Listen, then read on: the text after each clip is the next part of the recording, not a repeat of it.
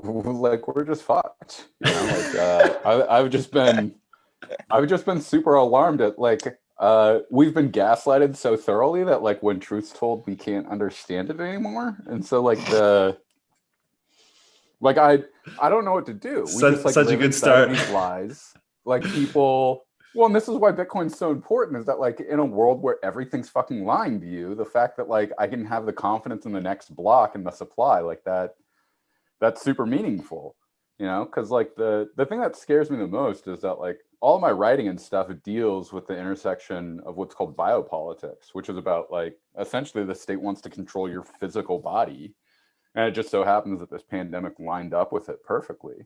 And it's just terrifying to like, I can't help but think about Hannah Arendt in Personal Responsibility Under Dictatorship. She goes, look, like we knew our opponents were going to fuck us like this. Like the thing that really scares us is watching our friends' dialogue change and having them be cool with like sacrificing us. Yeah. I mean, on the first point, that's one of the things, like, I was just telling you guys where I'm at now in the situation, and like, you got to be careful with how much of this you let influence you. But like, I do kind of look out on the world and look at the moment I'm in, and I'm like, man, this is so great. And then I'm like, how stable is this? And then the answer that bubbles up in my head is like, well, not very, right? Because once currency crises kick off, especially in the in the more major places, or things continue to accelerate in the general direction they're going, a lot of this becomes unstable, right? And we can probably insulate ourselves from it longer than most people, but ultimately, like I was talking about the grocery store, like, when does that change, and when do rising prices lead to shortages and all that jazz? So it is very strange times where we find ourselves in, that's for sure. But how is everybody? It's been a while. Other than the world, falling into hell, how's everybody doing? When did we do the last one? Like 3 months ago or whatever? I think it was like a week or two before the conference, actually. So I don't think, we haven't really caught up since then. We had an amazing moment where it was myself, John, you were there, Safetine was there, Safetine's brother, Justine, Hodl. Eric, were you in the car with us then too? I don't think. And Eric was there too. Yeah. We were all in the same car, I think, or maybe it was two cars. And I remember we basically had like 45 minutes back from South Beach, Miami to downtown Miami, and we had one of our metaphysical Bitcoin conversations in the car. And there was this amazing moment where John, when he got out of the car, went and turned to the Uber driver and goes, "We're not insane, I promise." And I yelled back over my shoulder, and I was like, "Yes, we are. We are." It was so great. Like, that guy got like such an amazing, like, upfront, like, personal, like, metaphysical safety and talk, and he had no idea. Like, it was great. Yeah, I imagine you gotta wonder what's going through that guy's head, right? Hopefully some of it rubbed off, and he was intrigued enough to pursue further inquiry. Eric also explained to me the concept of the all versus the all while we were having burritos. And thanks for that, because I haven't been able to stop fucking thinking about it. And I can see it just everywhere now. You know what I mean? Like, that concept is just like, Jesus Christ. Like, that's what we're living in. It's just the all versus the all. Explain that to me. I've never heard of that. Eric does a way better job of it. Before you do, that conversation was incredible. Where were we there? Out on the patio for like 3 hours at least, and just going as deep as conceivably possible, at least for the moment. I'm sure we've all evolved a little bit since then, but that was great. Anyways, Eric, go for my memory. I was high as fuck, so the all for the all. Is that what you said? Yeah, you were explaining it to me. You said you were working on this new article, and it was just everything boils down to it's the all versus the all. Like, it's just the war of the all versus the all. And ever since you explained that concept, I haven't been able to stop thinking about it, because I see it everywhere now. Yeah, this is a concept that Hobbes first introduced in his piece Leviathan, which is arguably the most important piece that was ever written about statecraft. And he said there's a Latin word, is bella omnia comna omnis, which I'm butchering, but it essentially means the war of all against all. And then Hobbes essentially surmises, like, look, like everybody's in this battle against each other, and we need the state as like this authoritarian thing to be able to run everybody. And that was true at one point in time. But now, because we have, this metaphysical form of truth that allows for us to parse out language and such, like we live in a world where everybody's a liar. There is a war of all against all, and states facilitated against each other. And because of how deeply they gaslight us and lie to us about everything, we can't actually understand what's true anymore. So now that we have this metaphysical formula of truth that communicates through cryptography, we can actually find a shilling point that like is Bitcoin to rediscover the truth. And so like no longer is the war of all against all happening kind of on this state-based level, but it's reintegrating itself into communities to rediscover who they are and to like push that out into the world, which I think essentially like are Bitcoiners and the concept that we're pushing forward. And furthermore, that like we have inverted Hobbes's Leviathan from being authority, not truth, creates legitimacy, into truth, not authority, creates legitimacy, which is a very, very powerful inversion because of the way that it essentially inverts the entirety of how the global structure operates today.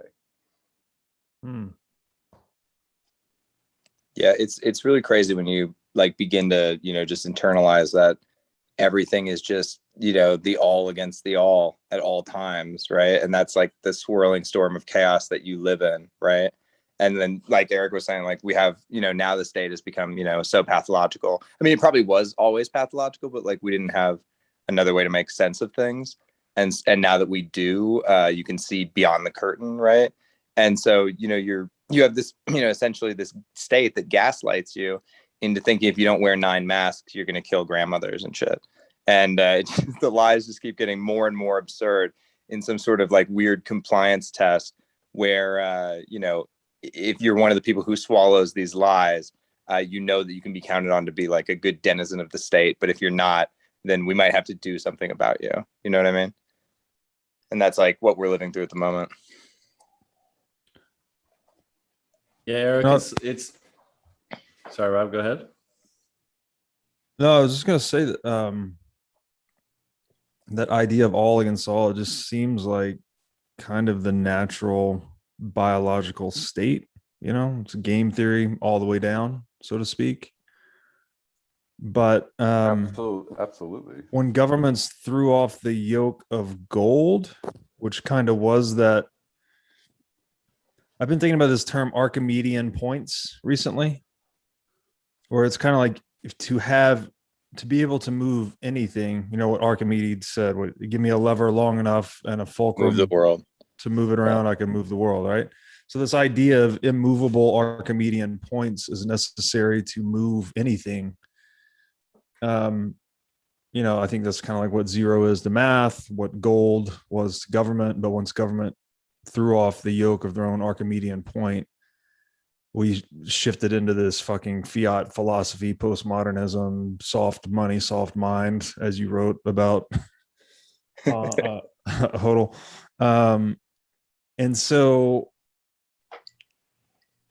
it's like, yeah, I guess the all against all it's being re-decentralized, I guess. Bitcoin kind of gets us back to the state of nature where we're all just trying to game one another, and we have a lot of localized volatility and smaller blowups versus, long periods of stability and then huge blowups. That seems like it's better, but it's definitely fundamentally different. Rob, what that makes me think about is like the ultimate lever. And I continue to explore this and think about this daily, and it's so rich, but like just the concept of truth and its manifestations in everywhere, really. And, when you talk about like a lever, like an Archimedean lever, like what would be the ultimate lever? And I think that's truth. And like to Eric's point, it's not just like they're like authority and truth are different polarities and like maybe we're going through a switch, but I think the conceit has been that authority is supreme and truth is subordinate to it. And I think what Bitcoin and its impact on all of us is, and the impact it's having more broadly, is actually a truth that reestablishes or recommunicates the supremacy of truth and the subordination of authority to it. And naturally, in an environment where the reverse has been has dominated the circumstance for so long, obviously that's going to create a ton of friction because they are antithetical to a certain degree, even though maybe on the hierarchy they're only just one below the other. But it's, so it's not maybe necessarily a complete inversion, but it's the proper hierarchical organization of those two forces. And as they switch, it should be no surprise to any of us that it's going to create a lot of conflict and friction. Well, in that hierarchical order, like the like with one having a maximum and the other being immediately subordinate to it, it makes sense that that slight inversion kind of augments everything because it's literally a reordering of the value structure in entirety. Go ahead, Rob. I was just going to add that you almost like truth and authority, they almost blur together a little bit, where and I guess the crux of the issue here is the violability of property. If property can be violated, then might is right kind of thing, right? Then you get authority is truth, because all of a sudden the state can swing the hammer and take your property and really dictate the flow of your life, through coercion, compulsion, violence, all these things. But Bitcoin just gives us this new, it's almost like we had this idea for a long time, this idea of inviolable property, life, liberty, property, these tenets of natural law, but they were just scribbled down on the Magna Carta, or they're just scribbled down on the American Constitution so we could ultimately ignore them or diverge from them. But Bitcoin is just, it has practically implemented this principle of inviolable property such that it inverts truth to become authority. It's like we have to have some Archimedean point. There has to be some higher order principle or immovable thing we push against to move. This is like a physical, maybe even a metaphysical reality. Like you can't have movement unless there's some fixed point to push off against. And might and violence was that, especially once government threw off the yoke of gold, and now Bitcoin seems to perfect that in a way that, hopefully governments can't monopolize. I mean, I think, what do you guys think with where we're at? Can it be monopolized? That's the question I continuously, that's the question I continually ask myself is like, is the hyper Bitcoinized future that we all believe in, is it coming? Are these things going to happen where, the military, which is the largest asset of the dollar, switches because of a loss of belief from the soldiers who are accepting the dollar as payment and becomes the largest liability of the dollar? And then we see the dollar collapse. Is that going to happen? Or is the cabal that, controls all the guns and all the law, makes all the laws that none of us are in, those are the people that dictate what currency is. Are they going to continue to be able to dictate what currency is and essentially co-opt and ghettoize Bitcoin into just being a store of value? That's one of the big questions on my mind. And it's something I think about, pretty often. I haven't come to any solid conclusions, by the way.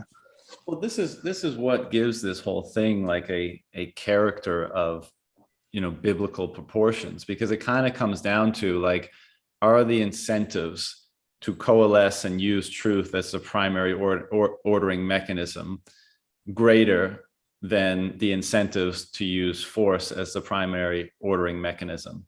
And obviously the incumbents, and who are they, right? Because as you said, Hodl, like, the incumbents includes the military force, for example, that they can bring to bear. But how many among that force will switch teams, will actually ultimately be drawn to a different fundamental incentive, a different fundamental ordering force? So it's hard to like nail down what the two forces actually are and how they're represented.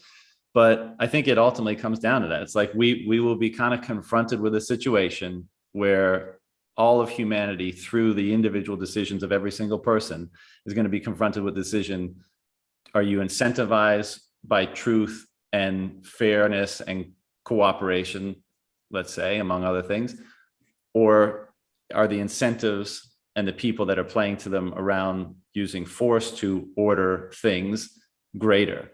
And my faith, and probably dramatically emboldened by Bitcoin and what it represents, is that the truth incentive is going to win out. But how messy what kind of proportions that battle plays out on and what it looks like. I mean, obviously we're all we're all just a part of it. We nobody has any answers, but that's my underwriting faith, is that the incentive of truth and freedom and cooperation for more people supersedes that of the I think smaller people that can even avail of the incentive that is forced to coordinate things.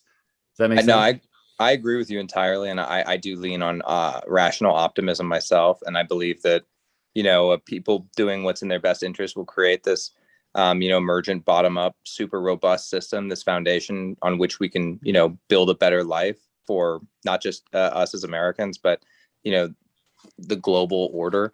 I think one of the things I've been ruminating on recently, especially this morning, is that it's been 10 years since Occupy Wall Street happened.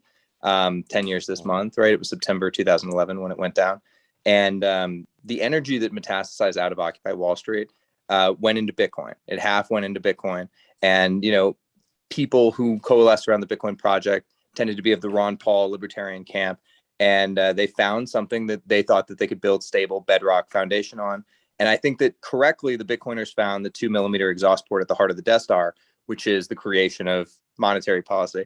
Whereas I think while Occupy, the people that metastasized to the left and became Antifa and AOC and are in one way, shape, or form, like they really want to inherit these decrepit institutions and turn them social justicey, and then use the monopoly on violence for their own ends and their own power. And obviously that gets me worried about a Bolshevik revolution happening in America. And I think over the summer we saw like what was essentially a cultural Maoist revolution happen in America, where if you didn't chant Black Lives Matter back at somebody who chanted at you, you were persona non grata and liable to be killed. Although being killed in this cultural revolution meant being killed on the internet or canceled or whatever it was, right? And so to me, I worry about those two halves that metastasize in different directions and how they need to essentially come back together in order to, I don't know, like fulfill the promise of what Occupy was, or just not be non-functional. You know what I mean? Like we need to I don't know how we square that, but like it needs to get squared in a historical context, like sometime in the next decade. Oh, Hodl, I'll take what is economics for 500. The problem is the I know. Well, and I get this from talking with some far left friends, is that there's like a fundamental lack of economic understanding of that. Like you can just exploit the rich, get the money that you need, and then like move forward with paying out all these great social projects. And like, I really like that idea. I really wish it worked. I really wish that like the government was this magnanimous, judicious institution that was ready to deliver these things. That's not them at all. And like, that's part of the thing that they don't understand is like, they really think Elizabeth Warren's like there for them. They think like AOC, like if they would have been like, hey, like stop going into the Met Gala, like you're representing the rich in a way that's really stupid. And then she'd be like, oh, gee, like you're right. I can't believe I did, I'm like, I deeply empathize. Like, I really want that. But for me, the experience in Occupy Wall Street was watching these people really meant everything they said, getting the absolute shit kicked out of them by the police, nobody noticing, and then it devolving into all these conversations that not only were unproductive, but fractured everybody. And I think that like through understanding these actual economic tenets of like, look, we can't just steal from people and redistribute and think that that solves it. But like, we actually need to like make a level playing field so that like those who actually can perform better in these conditions and who can create more economic opportunity for others aren't going to get absolutely hammer fucked by the government at the end. Because like that's the thing that I keep seeing coming up. Is like people that really want to create are dynamic individuals that are pushing the boundaries. They come up against all of the not only regulatory burdens, but like with the banking establishment and how embedded they are in the political establishment, it's clear that like they can come along and fuck us up using the SEC and all their bros that have been through the revolving door of politics and banking. And that if you have real entrepreneurs, they essentially get into a John Galt situation where it's like, why should I save humanity? You guys are just going to tax me out of fucking oblivion. So maybe I'll just stop working. And that's kind of where I'm at too. Like I've retreated to my paradise. I'm preparing for the inevitable fall. And I'm just not super interested in contributing right now because of the way that the government shows up to absolutely steal, like they steal more money than I pull out. Like what can I even fucking do with that? It sucks. It's lame. I don't want to put all that effort in to just have that theft happen. So long story short is I think that break with the left was an economic one. And I think if we can somehow get them to the playing table to understand that like this fiat economic bullshit game and the monopoly on violence doesn't work. But I guess that's kind of like the whole shtick, right?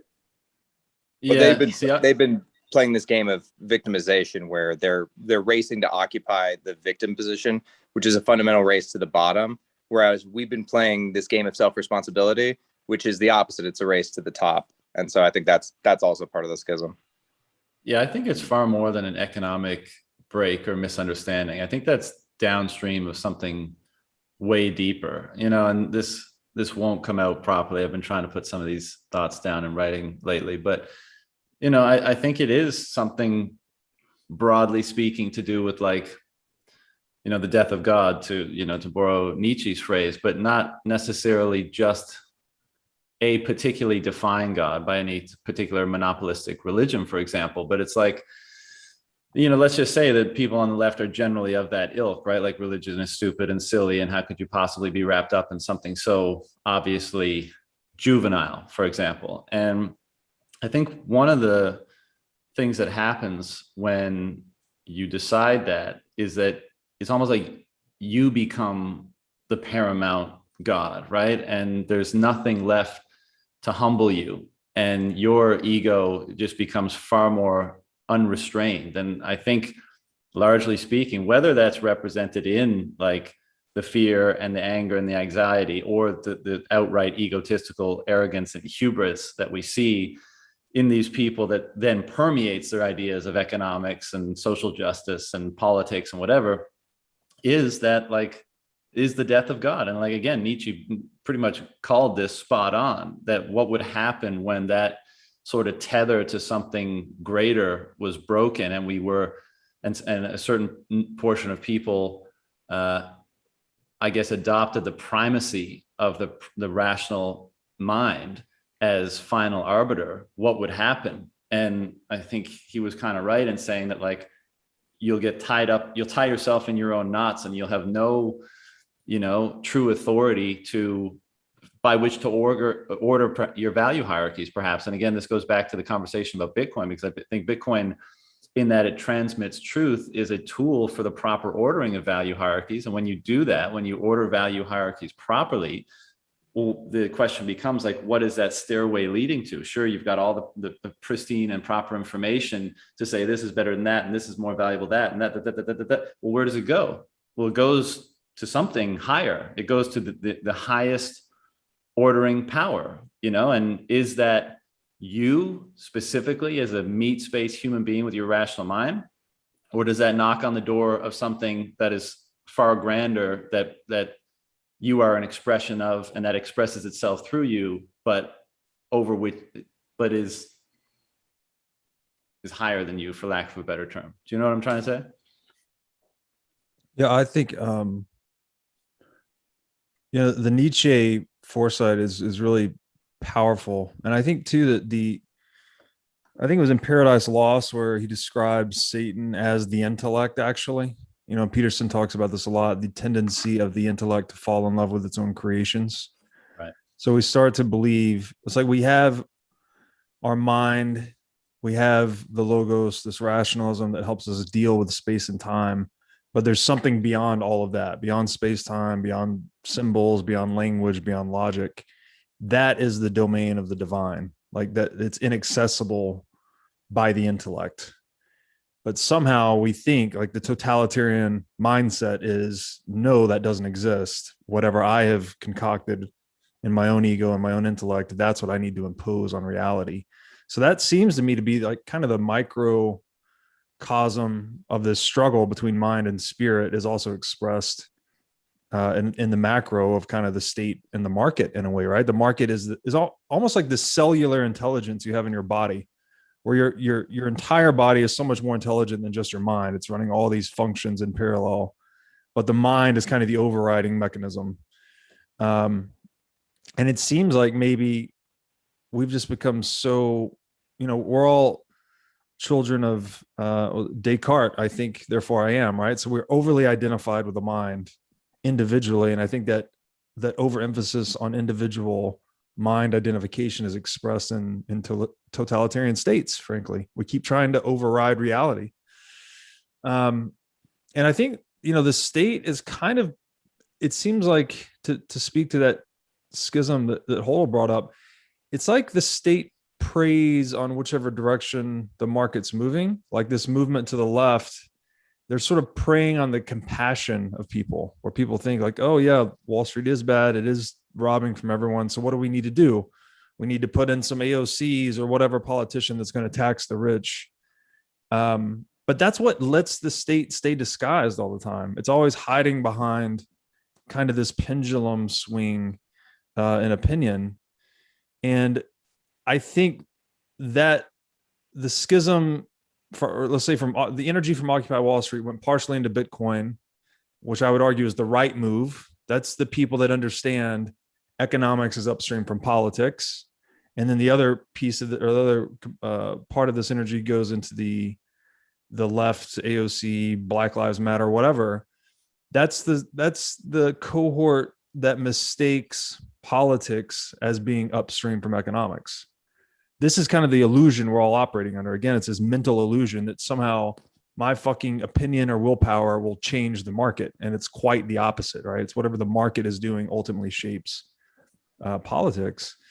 And so I think, John, your earlier point about betting on Bitcoin, it's not just a faith in my mind, because Bitcoin's functioning as both a carrot and a stick in this regard, in that it's a carrot for those that are being victimized in that system, right? They can have equanimity to force. You can just move into Bitcoin and be like, fuck your inflation, fuck your taxation, fuck your coercion, fuck your compulsion. Like, I'm maximally sovereign. Go fuck yourself, right? It gives you actual economic equanimity, but it's also a stick on that organization, because as more people move into this voluntary network, the involuntary or compulsory network is being devitalized or definanced. So it's applying a stick in terms of like capital flight, fiscal and monetary discipline, et cetera.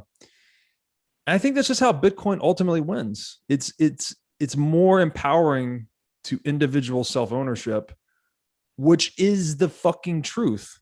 Like, only you can move your arms. Only I can move my arms. Only you can move your legs. Only I can move my legs. Like, self-ownership is this inalienable reality. And whatever system maximally honors that truth and empowers that truth, I think wins in the long run. Well, to me, like this is part of like the pedagogy of Bitcoin. Like what through us trying to dig in and understand what Bitcoin is, we start to understand like, oh, it is only through self-sovereignty that I can actually have the assurance of myself that the bank isn't going to steal my money. It is only through understanding how economics works and why it's important that Bitcoin has a fixed supply that can't be modified, that I'm empowered against these institutions.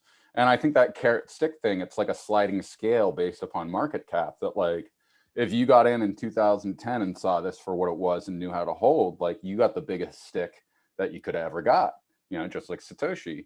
Whereas I think at the end of this cycle, Bitcoin isn't going to be about number goes up. It's about going to make it, and we're so unaware of how horrifically damaging hyperinflation is across the board, because we've never experienced it during our lifetime. And I'm really, really scared to think about what the United States looks like in a hyperinflationary environment, because of not about communities and people, but this gaslighting stuff. Like, people are saying hateful and violent things against each other. And it terrifies me, because like this is the formula that has always been used to be able to carry out extrajudicial vigilantism, and so like that's what scares me the most. And the other thing is like the state's getting involved too. It's politicizing every single thing it possibly can, from the pandemic to money to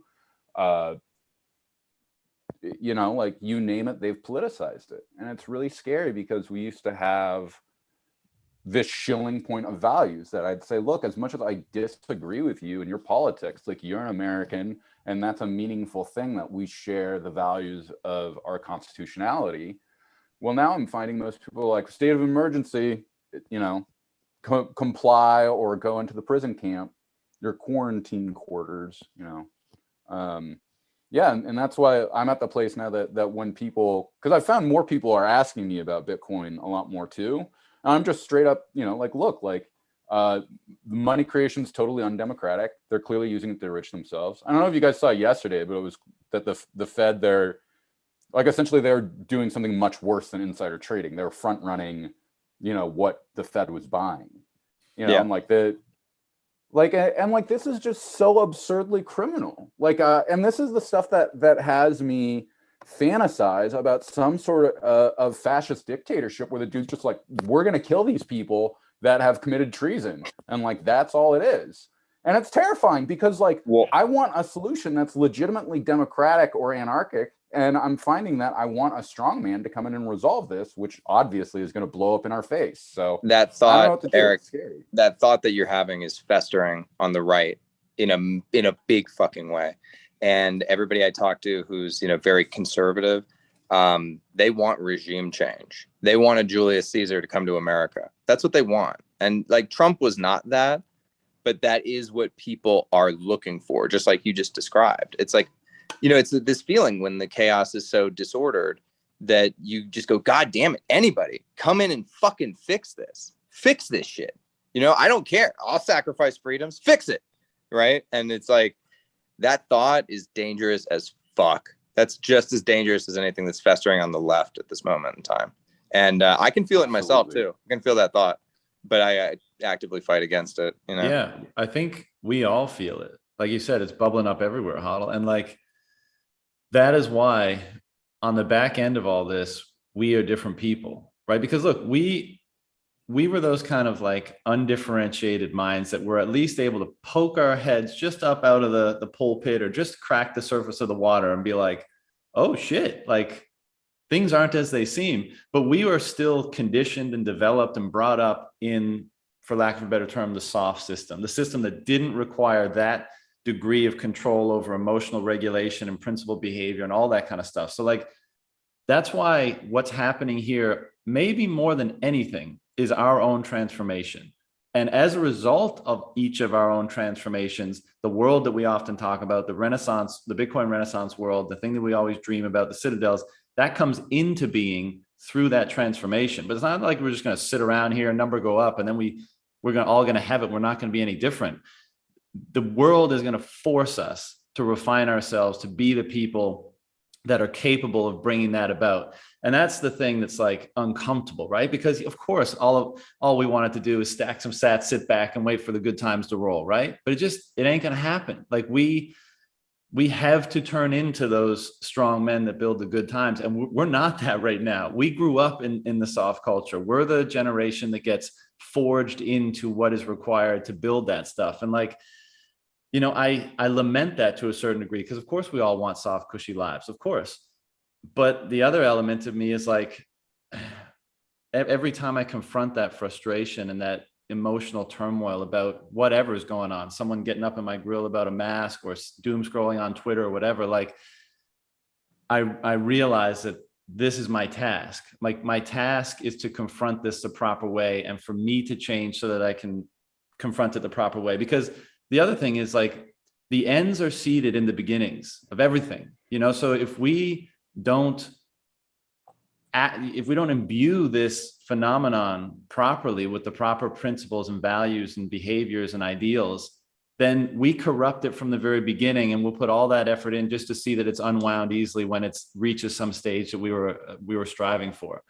So, you know, I feel you 100%, Eric, and that's the part of me that wants the easy way out. That's the part of me that doesn't want to regulate my emotions. That's the part of me that, yeah, just, you know, for lack of a better term, like fucking just fix it, just whatever it takes. But that's almost the same mentality, even though it has a different expression as the very thing we're up against. And that, you know, again, this is why so much of this kind of winds up in spiritual or religious territory, because like the task put in front of you is so great and requires your very transformation in order to actualize it.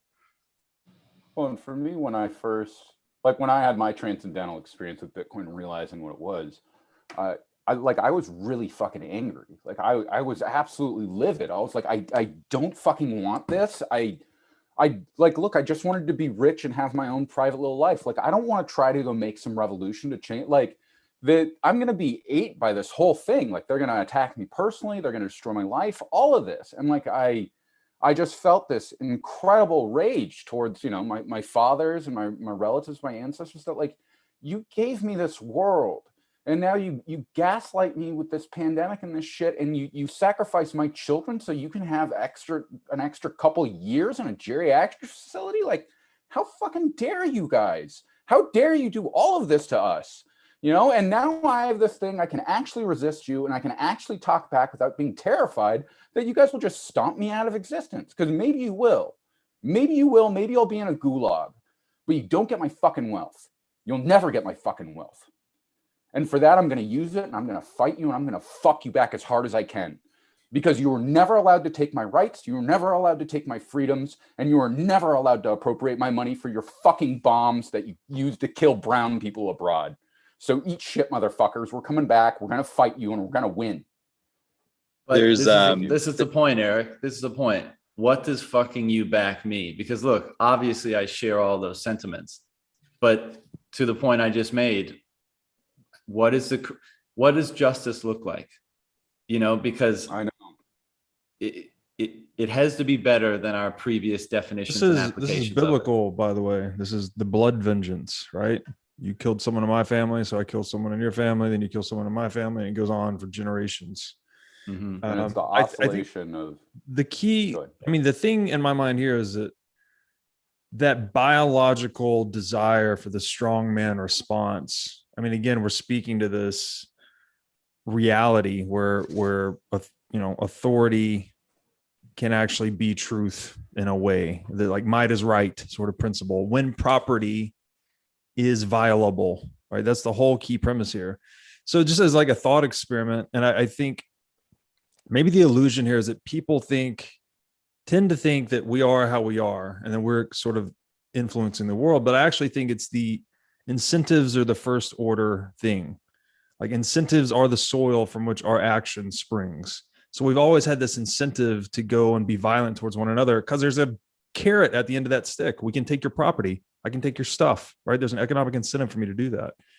And with Bitcoin, we're actually like swapping out that soil for something else. So that's the transformation, right? We're actually, the incentives are percolating up through our procedural knowing of reality, and it changes everything. It changes our language, changes our thinking, et cetera, et cetera. But just as a thought experiment, that strongman response, that innate biological impulse to like just put a guy in there and fucking fix it, it absolutely would not work. It would be totally non-viable if property could not be violated, right? You could put the strongest man there had ever been in that place. If he can't go out and take people's property, that strategy essentially would not work. So I think that just using that kind of extreme example, I back into this mass psychosis of politics, where we just have this belief, because we've had violable property for so long, that if I get enough people together, under my canopy of opinion, I can go out and take this other group's stuff that doesn't share that opinion. And that's how we're going to organize ourselves. Democracy? Yeah, it's insane. That's what I'm saying. Yeah, democracy is insane. Democracy is an insane governance model. Politics is mass psychosis, I think, induced by the incentives related to the violability of property. That's where I'm at currently in my thinking. I think the problem, Robert, is like, I think you're right, but people have a tendency to fight the last war. And so we unfortunately are going to have to live through this conflict, and it's going to be an internal conflict and an external conflict of us viewing the world, where we know that this doesn't have to happen, right? And we're going to sit there and watch people try and fight the last war and take people's stuff via force using the state. And then we're going to have this Lord of the Rings moment where essentially the ring is within our grasp. We're standing at the fucking foot of Mordor or whatever. And, Stefan Livera is like, throw it in the fire, cast it in the fire. And we're like, no, my precious, I will use this as a weapon against others. All right. I mean, we're going to have to face that moment as people who gain tremendous power, I think. And that it'll be an interesting dilemma for all of us. The one caveat to that is we can't weaponize Bitcoin the way fiat was weaponized, which is a net positive. It's not to say that Bitcoiners won't There's have inherent restraints. There's inherent restraints on us. Yes. And accountability and responsibility, all these things. Yeah, and to stop, as much as I think we have that innate desire to engage in that oscillation, or violence or whatever, like that's one of the things about Bitcoin that always kind of brings me back is as angry as I am, I'm like, this is more of a spiritual anger too. Like I realize there is this great task in front of me that I feel totally incapable of. Like I don't see my strength, ability, or power to accomplish any of this stuff.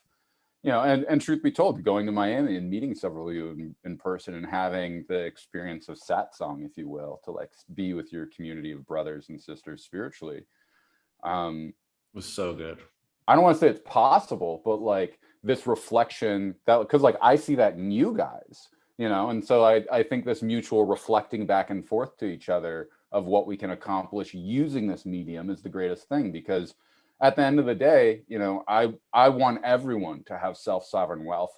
So if I become the violent sociopathic fascist that tries to do all of this stuff, like I'm just incapable of it. And I think we're seeing some of that with what's going on in El Salvador. Is there are rumblings about the fact that the president might have more authoritarian leanings, but I think as people like Gladstein have pointed out, like it honestly doesn't matter at the end of the day because of the way that Bitcoin can really function and help people. So I'm right there with you, man. I just full transparency, I feel like wholly unprepared for the task that's ahead. And I think about all the times I sat with my grandfather in his study who had been to World War II and listened to his old war stories and just what a fucking pussy I am in comparison, and how I'm not ready for any of that shit. And if they had sent me across the sea at 17 years old to fucking be the navigator on a bomber, like I don't think I could have fucking done it. You know what I mean? Because we're weak. We come from the weakest times imaginable. Like when my grandfather was a child, he grew up in the chicken coop, and his fucking his stepfather was a drunk who used to beat him, and like it was from day one, like hit the ground running. Like people used to have hard lives, and we have soft, easy pussy lives. And I'm like, oh man, quarantine is such a mental burden. I have to sit in here and watch Netflix on my huge 130-inch television screen. Like it's so stupid. I'm pathetic.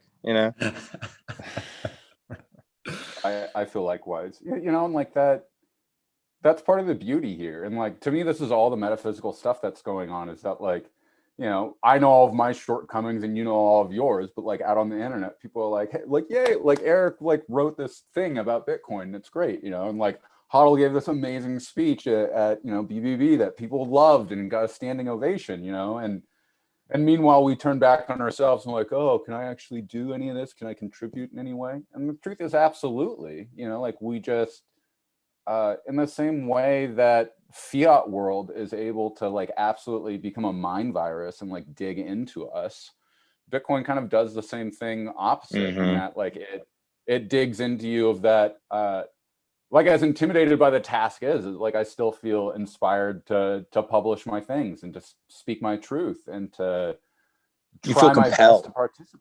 You're like compelled. You like must do it. I like, if I thought about it consciously, I probably would shut the fuck up, but I'm just compelled. I must say what I think is true. I must, Why? Yeah. I don't know. That's a really interesting question, but like, it just comes streaming out of my fucking mouth. Like there's nothing I can do about it.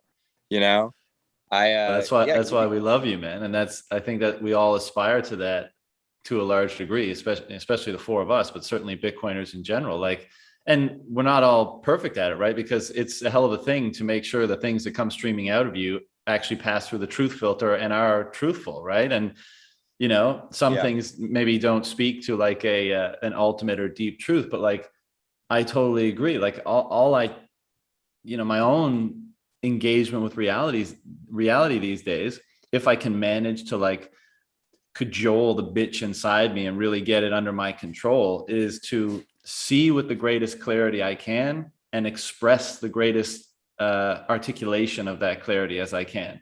And like that filter that's in between those two things is muddy and fucked up and distorted. And it, you know, so it doesn't always, it's not a pristine stream from one end of that to the other. But I mean, I think a lot of us share that perspective. Like we're just, and you know, that's such a amazing thing. Like that gives me so much hope. Like, you know, if I doom scroll for 10 minutes, I'm like, all right, let's just nuke this whole fucking thing. You know, I'm like, no, wait, you know, like truth is actually exploding onto the world, and we're all doing our best to interpret it, see it, express it, amplify it, and use its representation in other people to help our own feedback loops to construct it even further and to refine it even further. You know, that again, like we always wind up in a kind of spiritual or religious domain when you do that, because you're pushing the bounds of what is, and you're using other people and the truth of other people's expression and existence to further that endeavor, you know? And so I agree with it entirely with your sentiment. And I think that's like, you know, I invoke Peterson a lot lately, and I, you know, because I'm such a fan, but like one of his main things is speak the truth, and whatever happens is the best thing that can happen. And there's something deeply true about that, or at least I believe there is, you know. And to the point about, Rob, what you were saying about democracy and how, you know, how all sorts of people are acting in society today, like it's all just kind of like our world is a world of meaning. Everything is a symbol for meaning and a potential for action. We put those together and we get stories, and those stories help us graft onto reality and help us maneuver through it, right? So part of what we're doing here, and I think this is largely part of the religious endeavor, is what story of meaning is the most high fidelity graft that you can put on the reality that you confront, your experience of reality, let's say, to allow for optimal engagement with it. And I would say, you know, in large part, you know, people that are what I think we would describe as extremely misled today, the story that they're running is not a very congruent graft on what is. And I don't just mean the material world, but I mean like the forces that generate our experience psychologically, metaphysically, materially, everything. And I think what we're trying to do is we're trying to figure out what is the right story, what is the best story to graft onto our experience of reality to have the most congruent engagement with it. And as bizarre as it sounds, Bitcoin is our primary tool for doing that. And again, we're way deep in religious, you know, conversation when if we agree to that premise. So I would love to jump in on this, because I think about this a lot too. And it even kind of gets beyond Bitcoin itself. I think I look at Bitcoin as the tip of the spear of the actual digital age. We probably maybe will look back and say that COVID, Black Thursday 2020, was the inflection point into the digital age, right? In a lot of ways. But in digital reality, we have a higher fidelity means of mapping onto reality, right? We've amplified the liquidity of ideas, the liquidity of capital, all of these things, such that a free market can satisfy its truth finding function much more quickly. And you see this in dating, right? What's the chart where like people used to meet in bars, churches, whatever, all these, that percentage is collapsing. And on Tinder, Bumble, all these digital dating apps, that percentage is exploding. Like that market is becoming more efficient as a result of digital reality. With GPS, right? We can all navigate much more easily and efficiently with GPS. So digital is just changing everything, all of these matchmaking functions and markets. And that iterative matchmaking is the mapping to reality, right? Reality is constantly changing in terms of what humans want and in terms of what is available. Digital reality lets us run those iterations as quick as possible, such that we are producing the highest resolution map of reality possible. And Bitcoin's kind of like just the I guess the accounting function to that, it keeps pushing you back to reality. It doesn't let these fiat illusions grow. And so if you get all the way down to it, like what is the fundamental substrate of socioeconomic reality? Again, it's self-ownership. And from self-ownership, the natural extension of that is property, right? It's like you own yourself. Whatever you go out into the world and do voluntarily to add value for others, you have created property that you then own. And that's what's blowing up right now. I guess all these old models that we needed to enforce property, they're not relevant. These institutions are losing relevance. So they're in their death throes, essentially. And the thing I'm thinking about here a lot is that the core to human coevolution, which is to say that we are participants in our own evolutionary process. We know we can do this through technology. We can do this through how we shape our institutions. When we discovered fire and started to use that as a tool, that was coevolution. It actually gave us freed up nutrients and food so we could have a larger brain, et cetera, et cetera. I think the core axis of human coevolution today is the realization that we are all programmable. That is our advantage. In fact, like we are highly adaptive. We're the most adaptive organism. We can communicate and cooperate in large numbers flexibly, Sapiens thesis.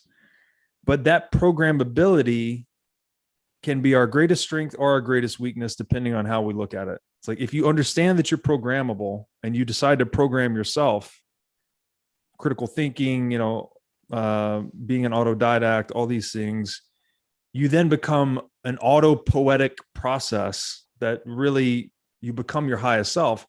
But if you ignore your programmability, then you're by necessity deferring it to someone else. You're living someone else's story, basically. And I feel like that is what the state depends on. It wants uneducated, resigned, defeated people so they can just run their program on them without people questioning their own psychotechnological software, if that makes sense. So we have this like super high resolution digital map of reality, I think, that's just devouring this much lower resolution statist map of reality and property and resources. And that's the upheaval that I see in all of this. I think the thing that's interesting is, by the way, I fully agree with everything you said.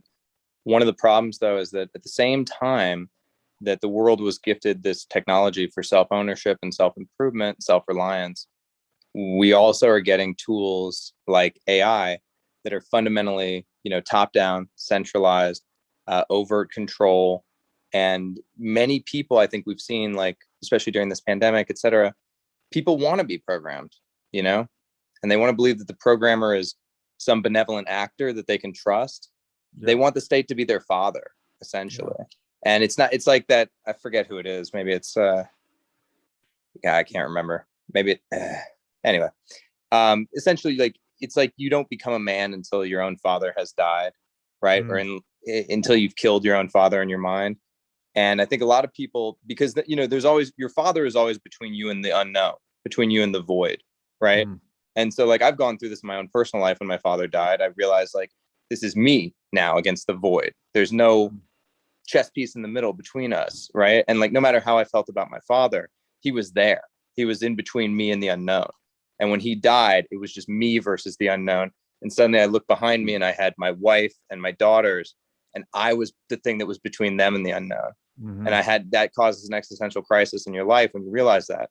And you have to step up to the plate if you're going to be a man and you're going to lead people, right? And so I think it's like many people, when they reach this metaphorical death of their father or the real death of their father, they look for another father instead of becoming who they're supposed to be, instead of facing the unknown, instead of facing the void. And so I think that people will clamor out for these tools of oppression and control. They're going to want them, right? And so that's scary. Like, it's really fucking scary. And right now, AI is not as good as Bitcoin is. Bitcoin is the dominant technology. But when AI does get better, these systems of control are going to get better too. Well, this programmability, particularly in like our hyper technological age, like it's so sophisticated and powerful, and it's impressing tens of thousands of images and communications onto highly connected people every day. And what I think is interesting that you pointed out about this programmability and the state's desire for it is that like that can only reach the apex when God's dead. Like you can't have any kind of moral or ethical responsibility to a higher power with that obligation being there. And like we used to have the Constitution as this thing that sort of like acknowledged us having these inalienable rights and like there was a higher power. But with that kind of dissolving, and particularly us being so many generations removed after the death of God, a lot of people really do regard the state as a god, and it's quite terrifying because they believe it should have a right to life and death over individuals. And part of this programmability also with Bitcoin that like glitches people out is essentially like going back to them being like, no, like there is truth and reasoning in the world. Like check out mathematics and cryptography. Like look at how this frees you. And I think in regards to like Paulo Freire's pedagogy of the oppressed, like it's not just about those that are being oppressed by financial means, but it's also about the oppressors. Like I very sincerely believe like Christine Lagarde and like all these fucking criminals, they sincerely think that their perspective of the world and that like their 12 banker friends all know economics better and they can essentially plan a world that is much more equitable to everybody.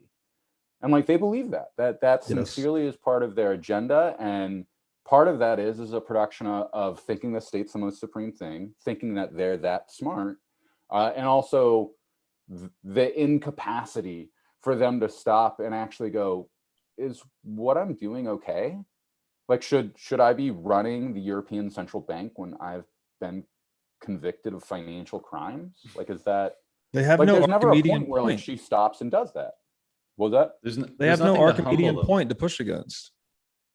Yeah, and it's because they believe the state is this god, and like we can just create infinite money. We can like the fact that someone on the Fed's board of governors said that is ludicrous and terrifying.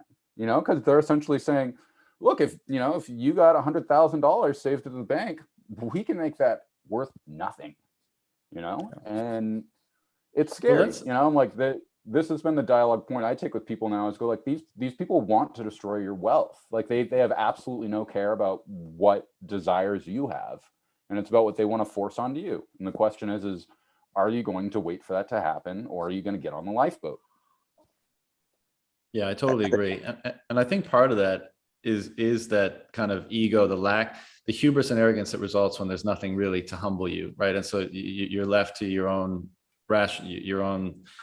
how you think about your own rational mind and how there's nothing really beyond that. And, I think, obviously there's lots of criticisms to be levied at the world's, religions, let's say, but in my opinion, they were attempts at grafting something onto reality, but like not just as a utilitarian thing, but actually trying to discover the characteristics or components of reality and then communicating that with symbol and meaning, et cetera, et cetera. And now that we've kind of done away with a lot of them, we're in this world where like it's a battle of narrative, and it's like narrative is truth, right? Like, yeah, sure, do away with the Constitution, do away with any story about right or wrong, divinely inspired or what have you. Like, does the narrative sound good? Does it resonate with your current and obviously transient perspective of things and all that kind of stuff? Like, well, then it plays. And like the last 18 months has obviously been revealing in that regard, right? Like it's so easy to construct and impose narratives. And, if you're just like appealing it to the momentary, peak emotional resonances with people, it plays, it has strength and influence. And again, I think that's part of, back to Nietzsche, part of the danger is like when you're playing around with such transient narratives, you're going to get chaos, right? When you're not tethered to anything more eternal or more truthful, for maybe lack of a more specific term, then you're going to get this chaos. Yeah, I think I agree with you about religion. I think religion was beautiful. I think it was a beautiful attempt, but I think, I have, especially at the beginning of this pandemic, I tried to go back. I tried to become religious again, tried to, pray to God, tried to do all those things. And it's just not there for me. You know what I mean? And I really do respect people who can get there and it can make their life better. I just can't get there, because it's fallen. Like that Leviathan in human history its time is over. You had essentially. What do you think takes its place? Well, you had God, and then you had the church, and then you had the state. And I think now you have the network. And I think the big fight is over what the network is going to look like. Because the network could be that top-down centralized AI communist bullshit that I was talking about earlier, or it could be the bottom-up emergent, robust, foundational base that is Bitcoin, right? And those two technologies are going to fight it out. It's going to be communism versus libertarianism in the 21st century. And I hope and fucking pray that America sides with libertarianism and libertarian values, and that we embrace this technology and use it to fight against what's rising in the East. Because that social credit score system, vaccine passport bullshit that people want to put here in America, go fuck yourself. I'm not ever doing that. I'm not ever participating in that society. That's when I go live on a fucking island. To what are those libertarian values tethered? And as a result, why would we expect their emergence and people to adhere to them? Yeah, I mean, you would hope that they're deeply foundational to the American ethos, and that something about that, marches forward, and that we all are like, we're running on the fumes of the Judeo-Christian American ethic that founded this country, and hopefully there's just enough fumes left to fucking get us over the goddamn finish line. Because if there's not, we're so fucked, man. We're so fucked if there's not enough American culture to carry Bitcoin over the fucking end zone. There has to be. We need it. We need it. The snake shedding its skin, right? The socioeconomic superorganism. We needed the canopy of Christianity to figure out how to organize ourselves under an ideological superstructure to give us the basis of property rights. Ultimately, as Peterson argues, private property emerges from the mythos surrounding Christ, basically, that we honor the sovereignty of the individual above the state. That's what private property rights are. Mm-hmm. But now, to your point, it's that's no longer enough. The idea of private property rights is no longer fucking enough. We now need an actual implementation of private property rights that are very costly to violate. And that's why, I feel like there's no conceivable way in my mind for us to get through this without Bitcoin. That's why I often think, absent Bitcoin right now at this point in human history, I would be so fucking nihilistic. I think I don't know what I would be holding on to. What would be, it's that feeling I felt in 2004, 5, 6, whatever, pre-Bitcoin, when I discovered G. Edward Griffin's work, Creature from Jekyll Island, and looked into the darkness of central banking, and then shared the knowledge with my friends and family. And they're like, yeah, but what do we do about it? And I was like, I have no fucking idea. I mean, honestly, most likely that frustration and that emotion that we were referring to earlier, that would probably dominate, right? Because we have this thing in Bitcoin to counterbalance that reactive emotion and put our energy into that and use that as a tool for our own refinement and to achieve the ends that we believe are right. But absent that, we probably just concentrate down into the more aggressive, monstrous sides of ourselves and say well, there's only one way to handle this. And that's why this is such an interesting inflection point in history, because that's always how it's gone, right? You've always gotten pitchforks when people got mad enough about things. Yes. And now I think we have another way. And just on the point you mentioned about how now, the divine property of the individual is not just an idea, but it's instantiated. This again is why I think there's so many analogs, and there's such a usefulness in, and I know, Rob, you've been doing this, and probably the other guys as well, but looking at religion and religious stories, and I've been doing a ton of it lately as well, because what did Christ say? He said, put truth and the divine and humanity above all else, and all you need will follow, right? Well, what does Bitcoin do? It sanctifies the divinity of the individual. It sanctifies the sovereignty of the individual. How does it do that? Through truth.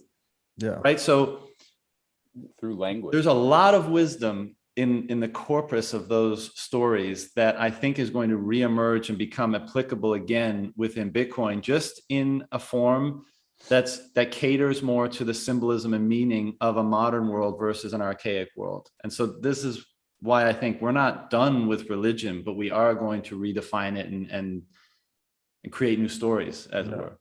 It's sanctifying that idea of the individual, of self-ownership, again, which is fucking real. You can't argue with it. There's no arguing with self-ownership. Even when you try to argue with it, you're expressing self-ownership.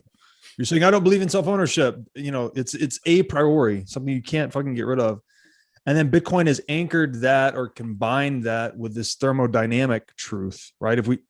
Truth has all these different kind of meanings, but if we say it's an accurate portrayal of reality, Bitcoin is thermodynamically sound money, right? It maps perfectly onto the time and energy we sacrifice to obtain money. So it's like this superstructure of truth or something. It's truly incredible. Yeah, so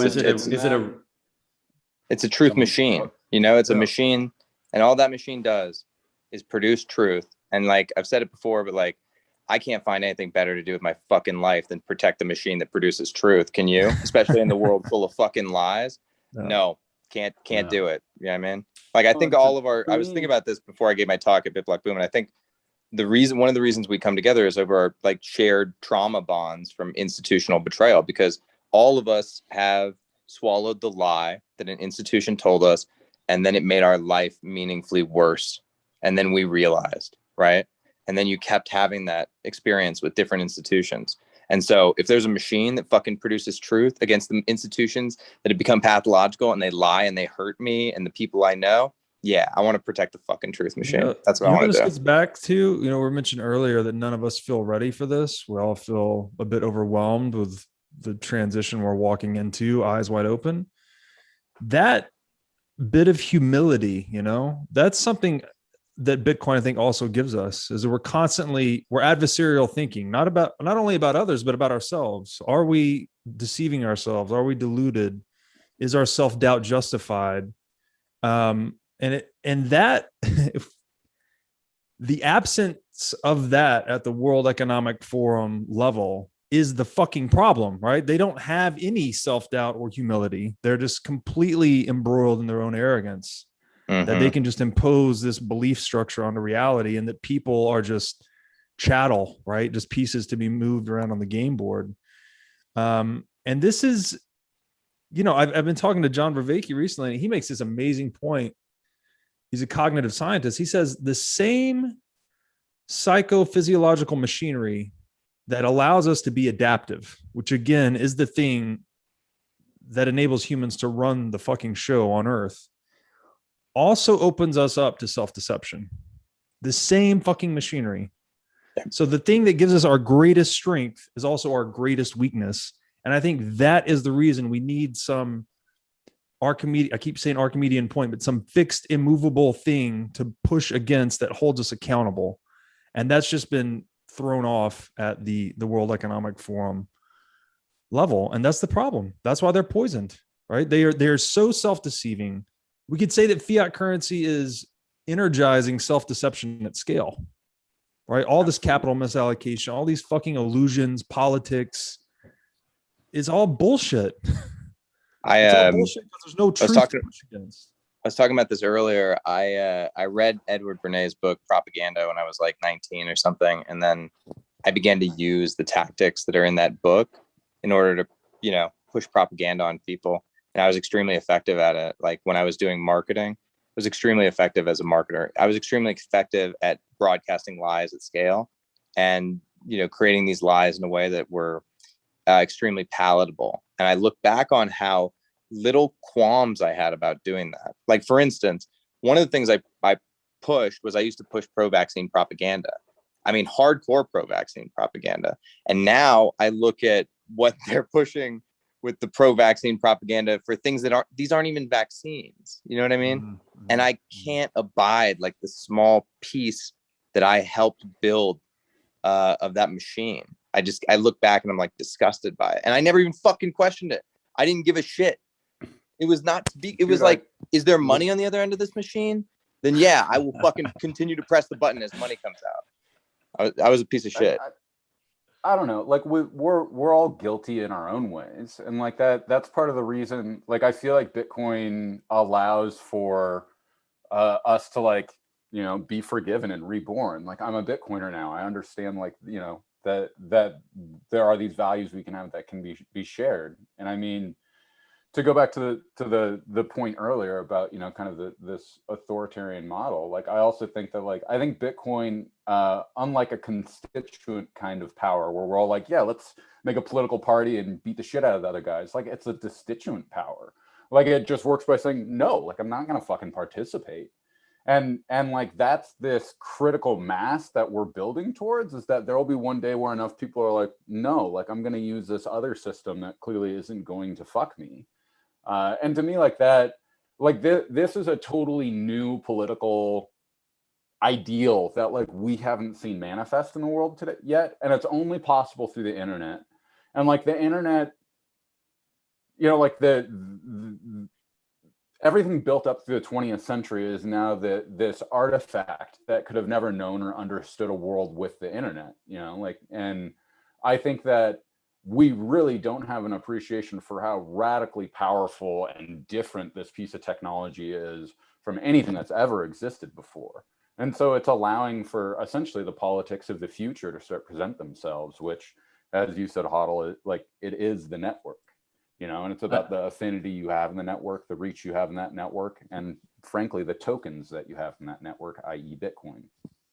I think we can all relate to looking back at our fiat selves and cringing to varying degrees. And if we don't, then that transformation that I alluded to earlier might not be taking place. Maybe that would be a bad thing, unless you're some perfect fucking individual and you just like resonated with Bitcoin and unified with it entirely. But like, I think you're not.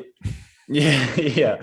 So I think if you don't look, we call it our fiat selves now, right? That speaks to the degree of transformation. And I look back on elements of work I've done and behaviors, and I always tried to be a good person, but you get drawn away by the signal, right? The siren signal of fiat, and there's so much social license around it. There's so much social reinforcement around it, like Rob, you were saying about the adaptive capacity, that it's just totally normalized, and you end up saying like, well, that's the signal. How should I not follow the signal? And you do.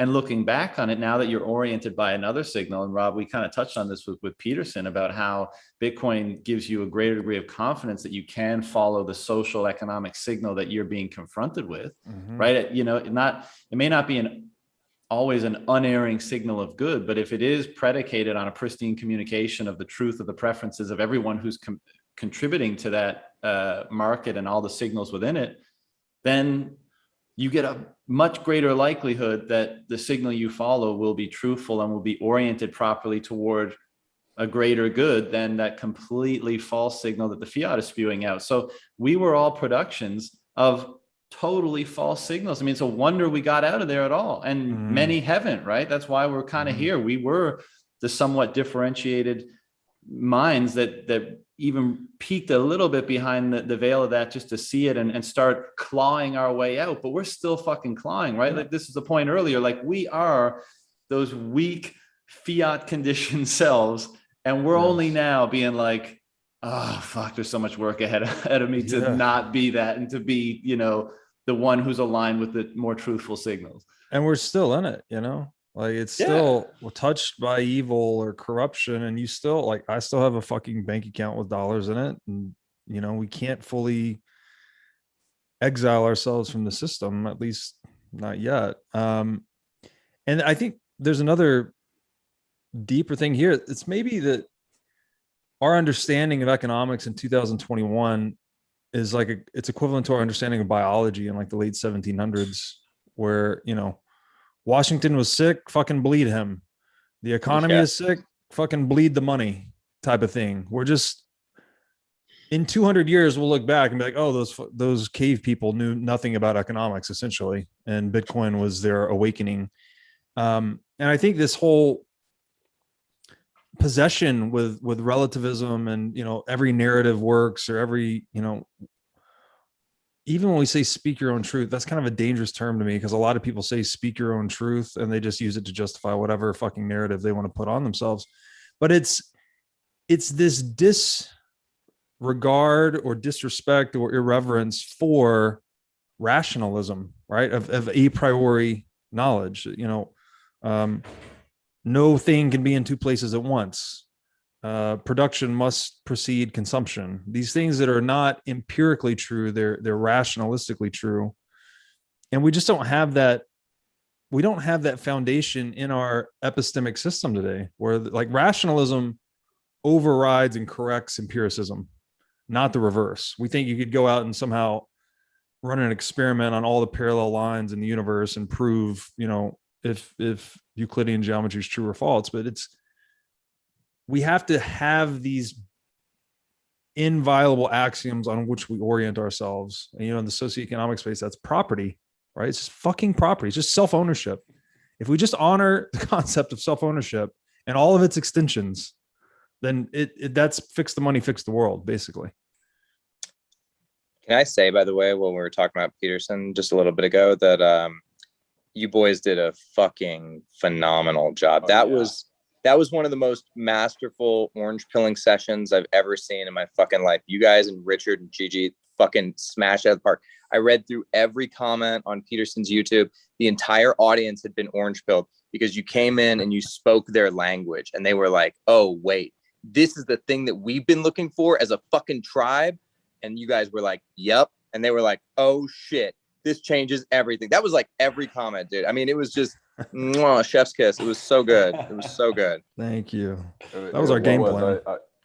And to me, like these are the critical moments of like winning that I think reestablishes everything. Like now Peterson's in the ear of the PPC party, and like that there's real potential there. And I truly do believe over the next 5 years, like Bitcoin will activate the political aspect of it. And to be very clear, like I use the word political versus politics differently. Politics is the partyism of right-left bullshit. The political is the fundamental movement that reactivates something that is actually political. And I want to see Texas, Wyoming, and other states absolutely hammer the federal government with being like, we accept Bitcoin, we have Bitcoin in our treasury. Like, I want this to accelerate and escalate itself to being a true constitutional crisis, that I want states straight up be like, we don't accept the US dollar. We don't want anything to do with the US dollar. Go like figure out how you're going to pay off your trillions of debt. And I'm super hopeful. Like, I want to see a Soviet style dissolution where states break up and the Fed has to auction off all of its fucking metal as scrap metal, and that'll pay off all of its bullshit. And we'll get a reorganization. Hopefully we'll break up Canada at the same time, and it'll be really wonderful. Maybe they'll sell off all the public lands too. All the rational people had to leave Canada. Maybe we can actually do some fucking forestry management or something meaningful with all the federal land that these fucking assholes. Like I'm surrounded by a bunch of land that like they're like, well, I guess it'll just burn you alive at some point. It's like, what? Couldn't we manage it? The thing with the Peterson pod, and I don't know if it was, anything that we had to do with or some exposure he got prior to that or since or whatever, but none of this is unexpected to me, and probably not to any of us, right? Because we are extremely confident in what this is. Here we are talking about all the different kind of trying to wrestle with that, and kind of owing to the fact that I think that's real. Like we may not be articulating it perfectly at all times, but like we are dancing around the thing that's real. That's also been Peterson's pursuit for his whole life. I mean, there's very few people on earth that have dug into the realm of meaning and value and truth than Peterson. And so like, I knew it was only a matter of time. Like there had to be that spark that planted the seed that made his brain go like, oh, this is related to that. Because once that road is established, then he's just going to take care of the rest. And that's why in his recent thing with Max Bernier, like the discussion went to money and politics and monetary policy, and Peterson's mind immediately went to, well, what about getting government out of the money? And isn't Bitcoin the means of doing that? So like, he's obviously still early in the process, but like his sheer interest and desire and determination to pursue these concepts of truth and value and meaning is going to mean that like he's on the super highway, the fast track to going into that. And it's, you know, we said this before we even talked to him, like in our own, when Rob and Richard and Gigi and I, you know, kind of had a little pre-chat, was like, well, like, let's just talk to him about what it means to us and why his work was meaningful to us and why we found it useful, and his own brain's going to take care of the rest. And by the way, I mean, I appreciate the comments, Hodl, but like, also, weren't you impressed? And I didn't quite realize this when we were having the conversation, but watching it back, I was like, holy fuck, like in real time, he got some stuff that like he's a lot of smart, people take a he's long a smart time motherfucker. to get. Yeah, Like, he's a smart motherfucker. When he mentioned the one, he mentioned the one where like you're about building a bridge from like the energetic to the real world in order to create an unerring signal of value, like basically explaining proof of work and how that generates what Bitcoin represents. It's like, dude, most people in Bitcoin don't even get that. And like, you just got it on the spot. You know? Not only that, not only his understanding, but his questions. He only had about like maybe 3 questions I thought were pedantic or like pedestrian. The rest of it was just like inspired. You could tell that he was having a moment where he was really in that realm. Right. He's so good. He sees the world through meaning, and like obviously he's not infallible, and you know some of his opinions might seem a bit mundane or whatever because nobody's perfect, right? But he lives in that domain, so it's only a matter of time before that whole world is shaken up by what Bitcoin is, and as far as I'm concerned. I think he has this quote. I don't know if whatever I heard it through him or one of his books, said all true maps must align. So I'm kind of with you, John, that I thought it was just a matter of time. Like as long as he kept being Jordan Peterson, he was going to land on Bitcoin at some point because of all the reasons we've laid out today. I really was impressed by, and I guess we could maybe take some credit for this because we did try to come and speak his language. Clearly we're big followers of his, but how quickly he seized on the concept of the free market as a distributed computing system, distributed cognition, and that clearly a signal that was maximally noise free, right? Like essentially what Bitcoin is, would be the best coordinating mechanism for that. To watch him go through that chain of logic in just like a few seconds is what takes most people, I don't know, a few books and a few months to kind of let settle in. Was just a reminder, again, watching it back, I didn't see it in real time either, that this guy is something else, man. He's just, I think he's the greatest living philosopher in my opinion. Thank God we have him. Like, I think one of the great tragedies was that he got sick right at the time of the Cultural Revolution here in the West.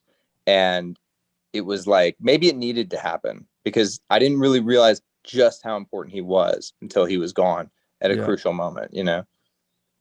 I wonder if he had stayed, like, would he have been, because he was, you know, he was bumping up a lot. Again, there's a lot of friction that he was creating even in like 16, 17. And I wonder if he was there for like longer and that trajectory kept going, if he might have been destroyed by it, but he kind of like had an involuntary extrication from it because of his illness and went quiet for a while and things died down. And now he's obviously re-entered the fray in a different way. He's not attempting to be as combative or controversial. I think he's trying to discuss the ideas and get these ideas out there, but it definitely seems like his approach has changed to some degree.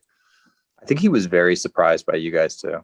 Like, I think he was very surprised that there was like a group of 4 young, super intelligent guys who had dedicated their lives more or less to Bitcoin.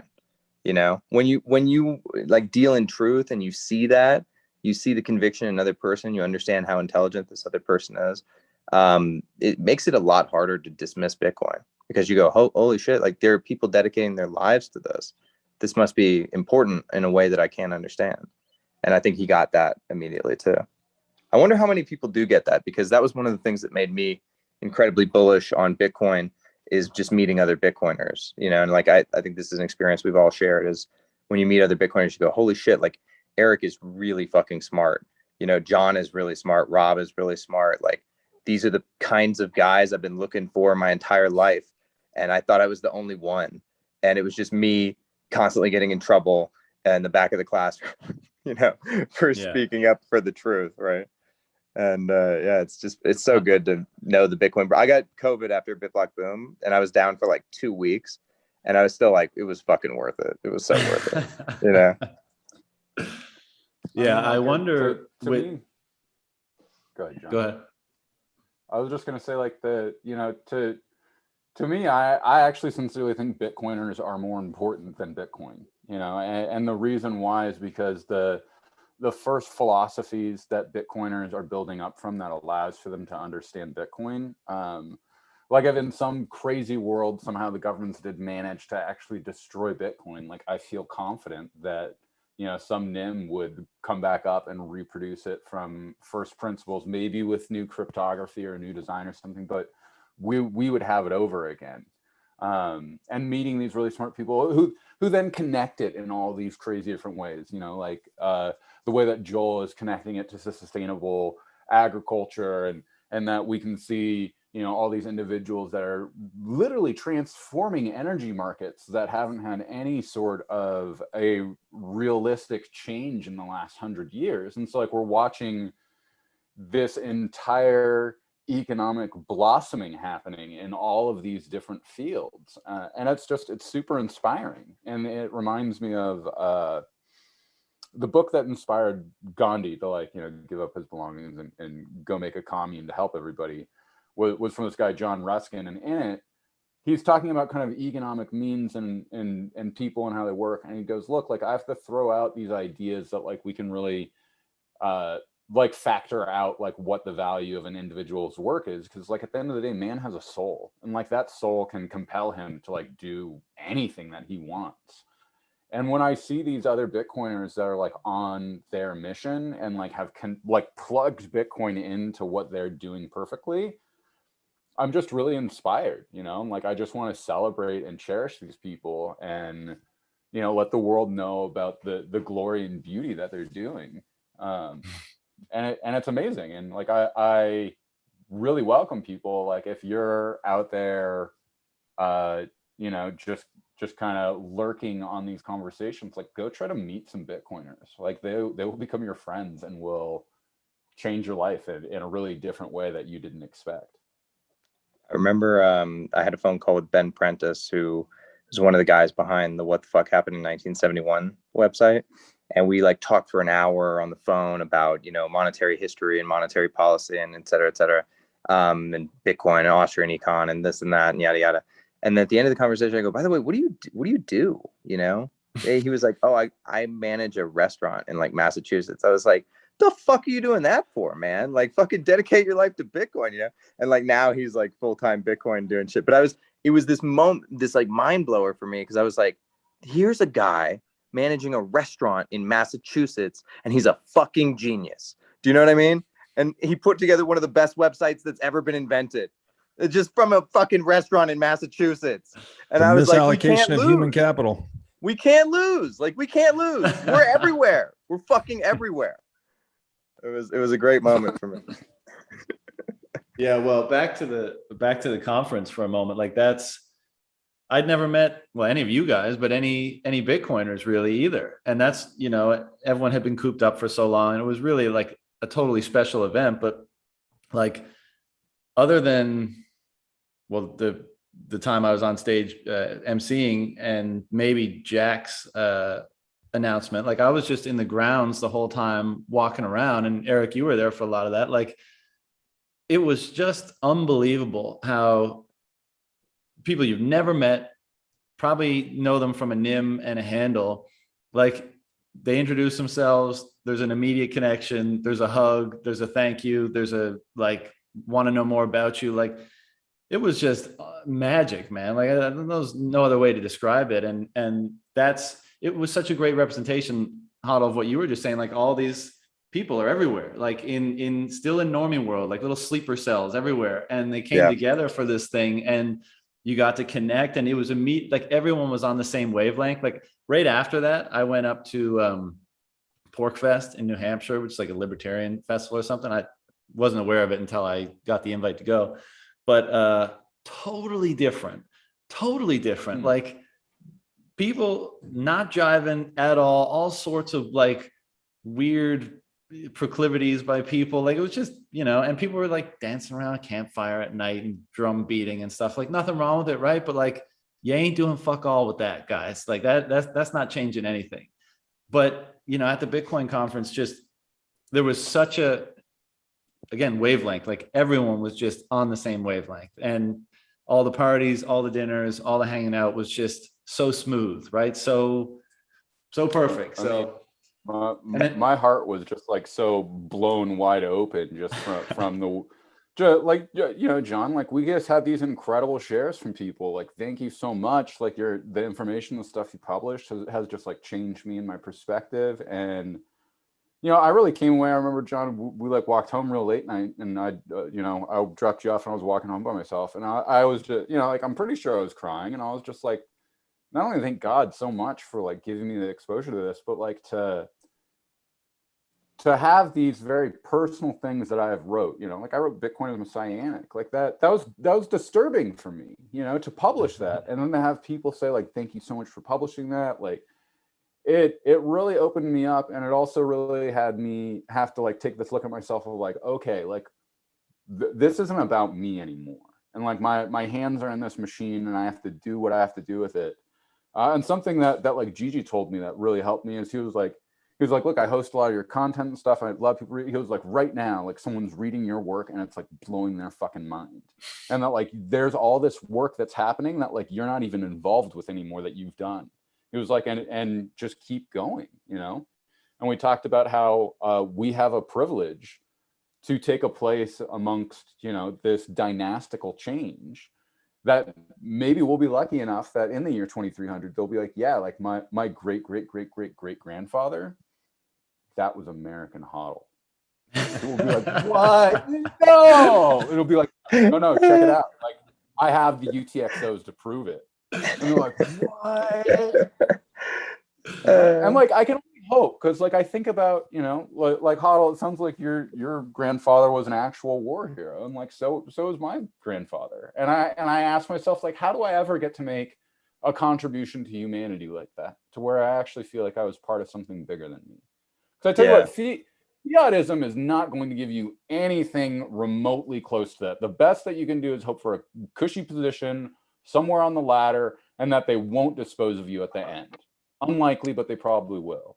Whereas what we're offering, a hope, No, I keep one of these on my desk. It's a cast coin from 2011, and it just reminds me that I would never, ever, ever give this to anybody else.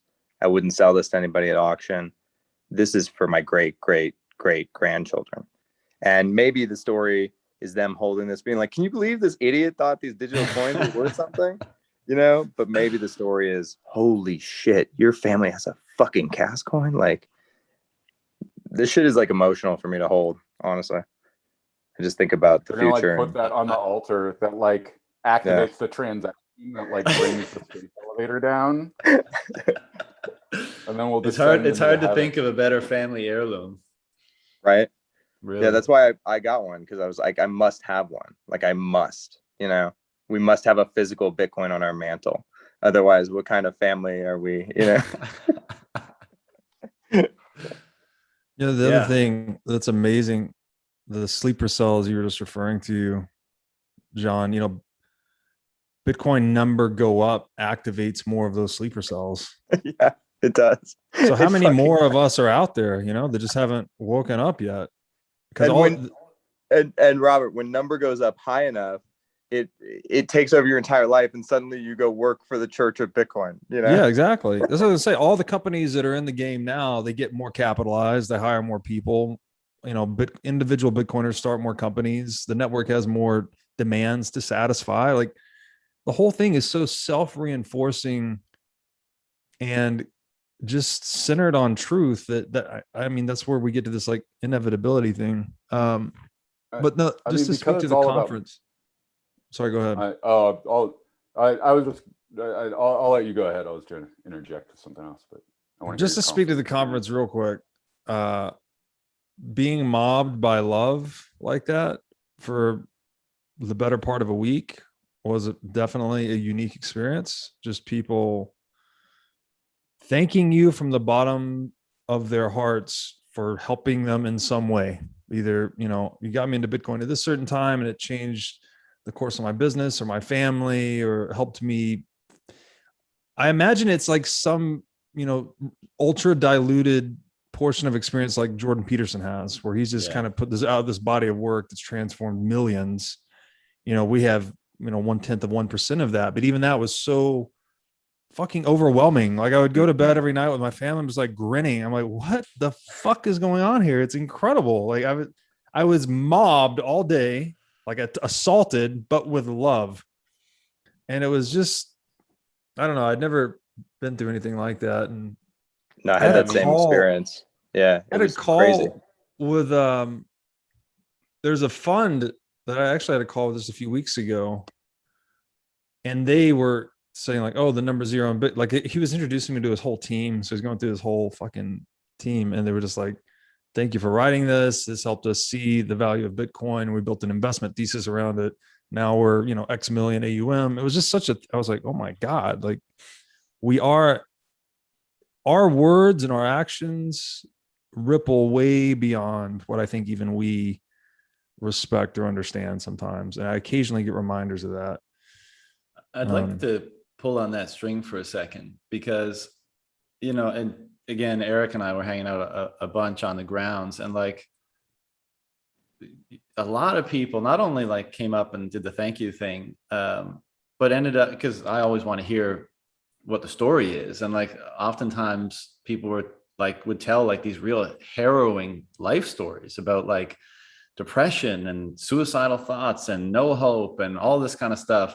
And then, you know, the content that all of us effectively have put out have contributed to, and obviously Bitcoin generally contributing to turning that ship around. And then you're talking to this person and they're like, their eyes are wide, they're energetic, they're smiling, they're enthusiastic, they're happy, they're hopeful.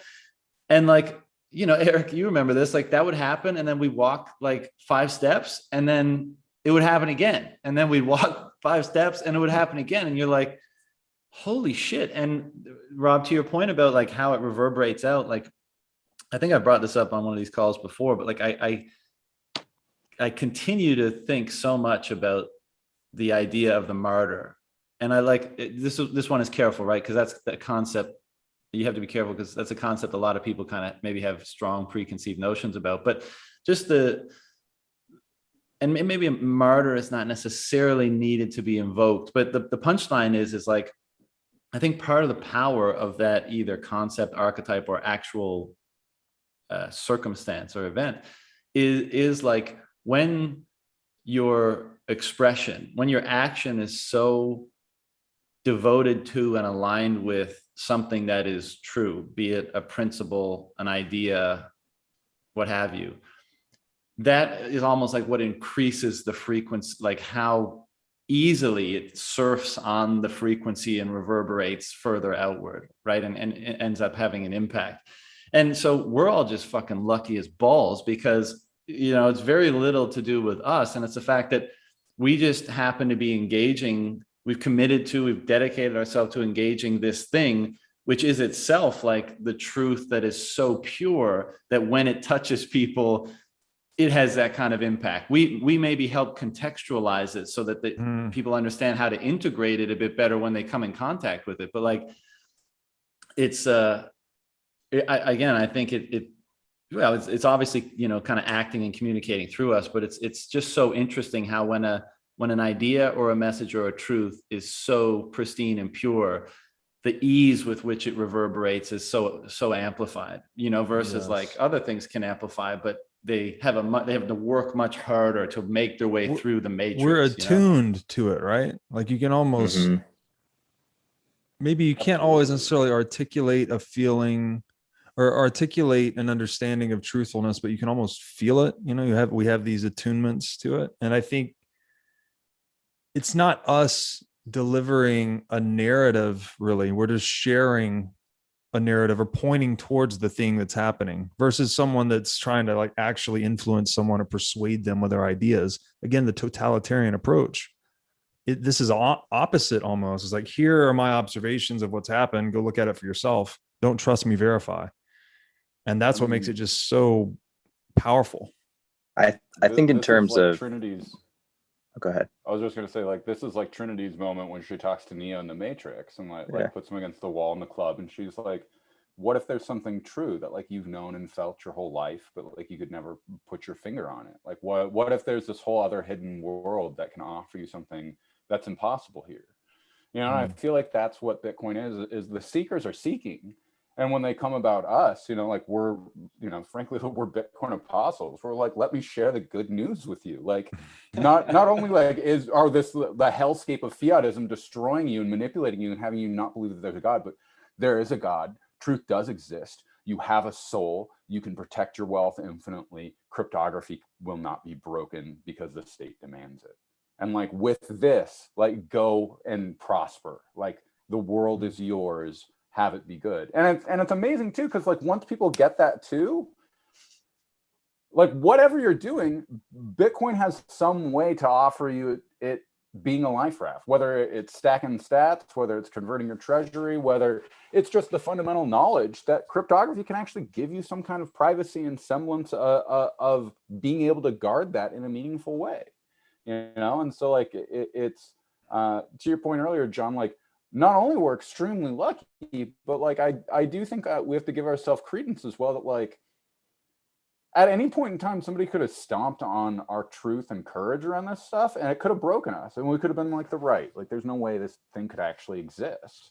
But like headstrong, we pushed through, and like, you know, for years, I was the only person that knew anything about Bitcoin and that was enthused about it. And everybody told me I was crazy and I needed to get rid of it and it was worthless and it was stupid.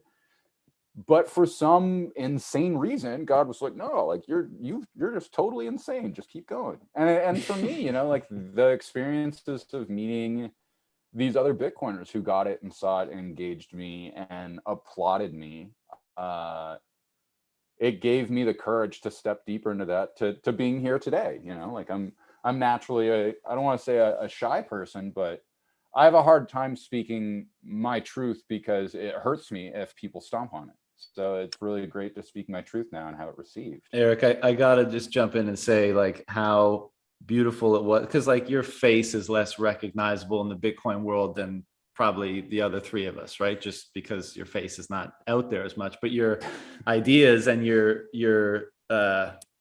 like your writing and your podcast appearances and these sort of discussions, like people seem to be extremely familiar with them, right? And it was so beautiful when we were walking around, like, you know, someone would, you know, oftentimes like stop me, right? And they'd say whatever.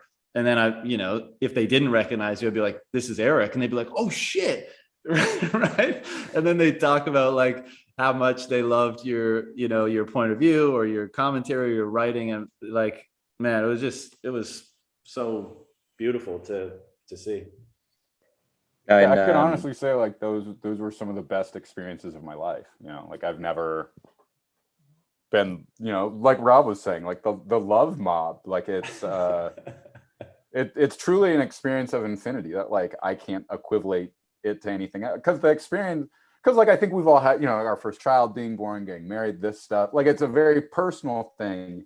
But the true agape that we were experiencing, like that bold human love that is about the solidarity of humanity and the experience, and to me, like, you know, that's the stuff where I was like, yes, like I've committed my life towards the right and good cause, and this will continually reward me, you know, and not just in monetary means, which I mean, the monetary means is cool, don't get me wrong, I think we're all great for being here, but man, like that that love coming from this fiat world of destruction, despair, hopelessness, terror, like pure terror that you're going to die, that socializing with the other is going to do that to you, and that the state is the only thing that can help you. To have this other experience, nothing short of profound. I mean, do you know how many guys came up to me and told me that they had acquired 6.15 Bitcoin, and we had like a little bro moment together where I gave them a hug and I was like, I'm so fucking proud of you, dude. Like, and I really was fucking proud of them, you know. And like I'd try and throw it off, like, yeah, it's hilarious, it's just a dick joke and this and that. And they were like, hey, it was a good meme. It was a good, it was like, and I had so many of those kinds of conversations where just hugging all the Bitcoiners and shit was so fucking great, man. No, but I wanted to say this about martyrdom earlier is, I've been thinking about martyrdom and Bitcoin too for a long time, because there's just something there. And I've come to this conclusion essentially, which is you don't martyr yourself for Bitcoin in one fell swoop by putting up a online drug marketplace, even though that's courageous as hell. That's not how you give your life for Bitcoin. You give your entire life to Bitcoin. You make sure you see this thing through. You make sure that, you get to as far as you can get in terms of the block subsidy before it runs out, right? If you can make it to 2070 and then pass your sats to your grandchildren, that's a beautiful fucking life for anybody who's able to do that, right? And so, like, I think that's the type of martyrdom that we've all signed up for, essentially. I'm not going to be spending, the vast majority of my sats that I'm holding. I'm just a steward, and in that way, it's like that's how you give your life for Bitcoin. You pass it forward. That's well said. I think maybe the bright shining faces of the love mob in Miami, I'm just pontificating here, but maybe it's getting back to that programmability thing. Because I think when we introduce people to Bitcoin, there's clearly this worldview shattering awakening, right? You're starting to ask everything you thought was real. You're now seeing behind the curtain. You're suddenly asking why to everything. You're trying to reestablish your philosophical anchoring to reality. Like what if money's not real and government's not real, like where you're trying to find the bottom.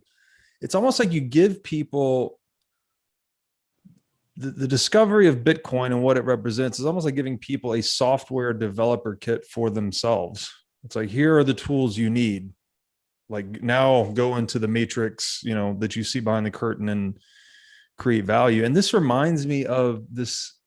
There's this great book called The Role of Individual in History. It's a very short book, very old book. I think it's written like late 1800s. And he talks about the paradox of freedom, where we all think that freedom is just, I get to do whatever I want. I'm free from your opinion. I'm free to do as I please. But he makes this point that at the very highest point of freedom, when you actually achieve, this level of like absolute freedom, that you actually encounter its opposite. Like, you find the thing that you must fucking do no matter what. Like, you will completely sacrifice your life to it in every moment, in every thought, in every action. And it just feels like Bitcoin somehow enables you to get there. It is this tool for absolute freedom. And when you really get close to it, it's like all of a sudden, all I do every fucking day is I'm talking, writing, thinking about Bitcoin from the time I wake up to the time I fall asleep. It's almost like, I don't know. It's just a paradox. It's like, this great tool for freedom, but all of a sudden I found this very narrow path I must walk in the world as a result. Discipline equals freedom, Yeah.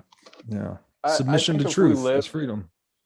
I think if we lived in like our crazy, like post-hyper Bitcoinized world where like freedom and liberty is like pretty abound, I honestly don't think like we would be as enamored or on that mission. Cause like, check it out. Like, people are free, having a good time. People understand, what this new world is about. And I think like, that's the same thing that spoke to all of us, is that like we understand that this is a gift to humanity that allows for the light of each of us to shine open and brightly, and that we need to give that to as many people as possible. And that's also one of the reasons why it's just heartbreaking for me, like when like people are like, all right, like give me the Bitcoin shtick, and I'm like, well, it's like God, because it protects you. And I'm like, they're like, whoa, okay, like, and I'm like, oh no, I like fucked up another convert. I'm like, and it's funny because like I point people towards your guys' content now. I'm like, look, like I'm gonna upset you. Like, Google my friends, and like they'll help you do that. But and it's hard because like I think we're all at that place, and for me, like I'm really deep down this rabbit hole. I'm just talking about like crazy shit, like language and like getting involved in all this Heideggerian shit, and so. I've felt extra crazy for a while, and it's nice to feel like people are kind of catching up with me and curious about like, what is this crazy shit this guy's saying? Like, is any of it actually sensical? I'm hoping they're like, yeah, it is, because sometimes I'm like, what am I fucking doing? This is insane. Yeah. You know, Eric, I feel obviously exactly the same way, because I think we are all, you know, if not in the exact same rabbit hole all the time, equally burrowing down to its deepest depths possible.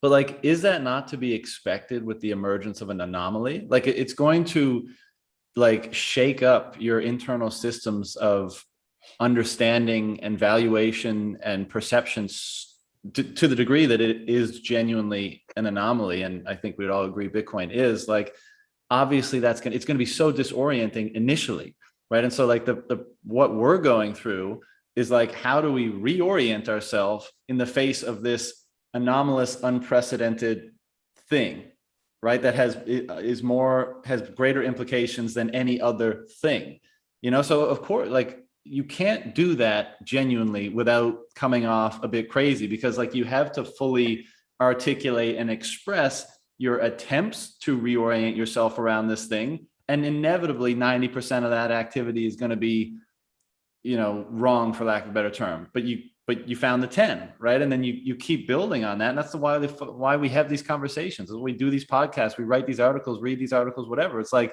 all we're trying to do, at least from my perspective, is not trying to say or tell anything in particular, but just be like, guys, what the fuck is going on here? And like, how are you guys dealing with this? Because it's fucking my shit up, you know, and I'm trying to figure out the best way to integrate this thing in order to, you know, ultimately produce the most meaningful, genuine, truthful, liberated life possible. I had this realization just recently that I've been falling down the Bitcoin rabbit hole so long that it doesn't even feel like falling anymore. It feels like I'm just in suspended animation in the middle of the rabbit hole somewhere, you know? And I was like, this is so fucking true for anybody who's been in this for long enough, you know? I mean, I'm just happy like I'm not alone anymore, or just like my rambling to my wife. I've thought about how like I really just want to get like all of the Bitcoin wives together to like talk about how they've dealt with it. Let's not like, do I'm that. curious. He's insane. I just accepted that, and then like we became rich, so I had to like start to engage in bullshit more sincerely. So true. You know, and now like the wife is waiting for like the ultimate scam to like really like take control of the private keys, to be like, oh no, we're all good, don't worry about it.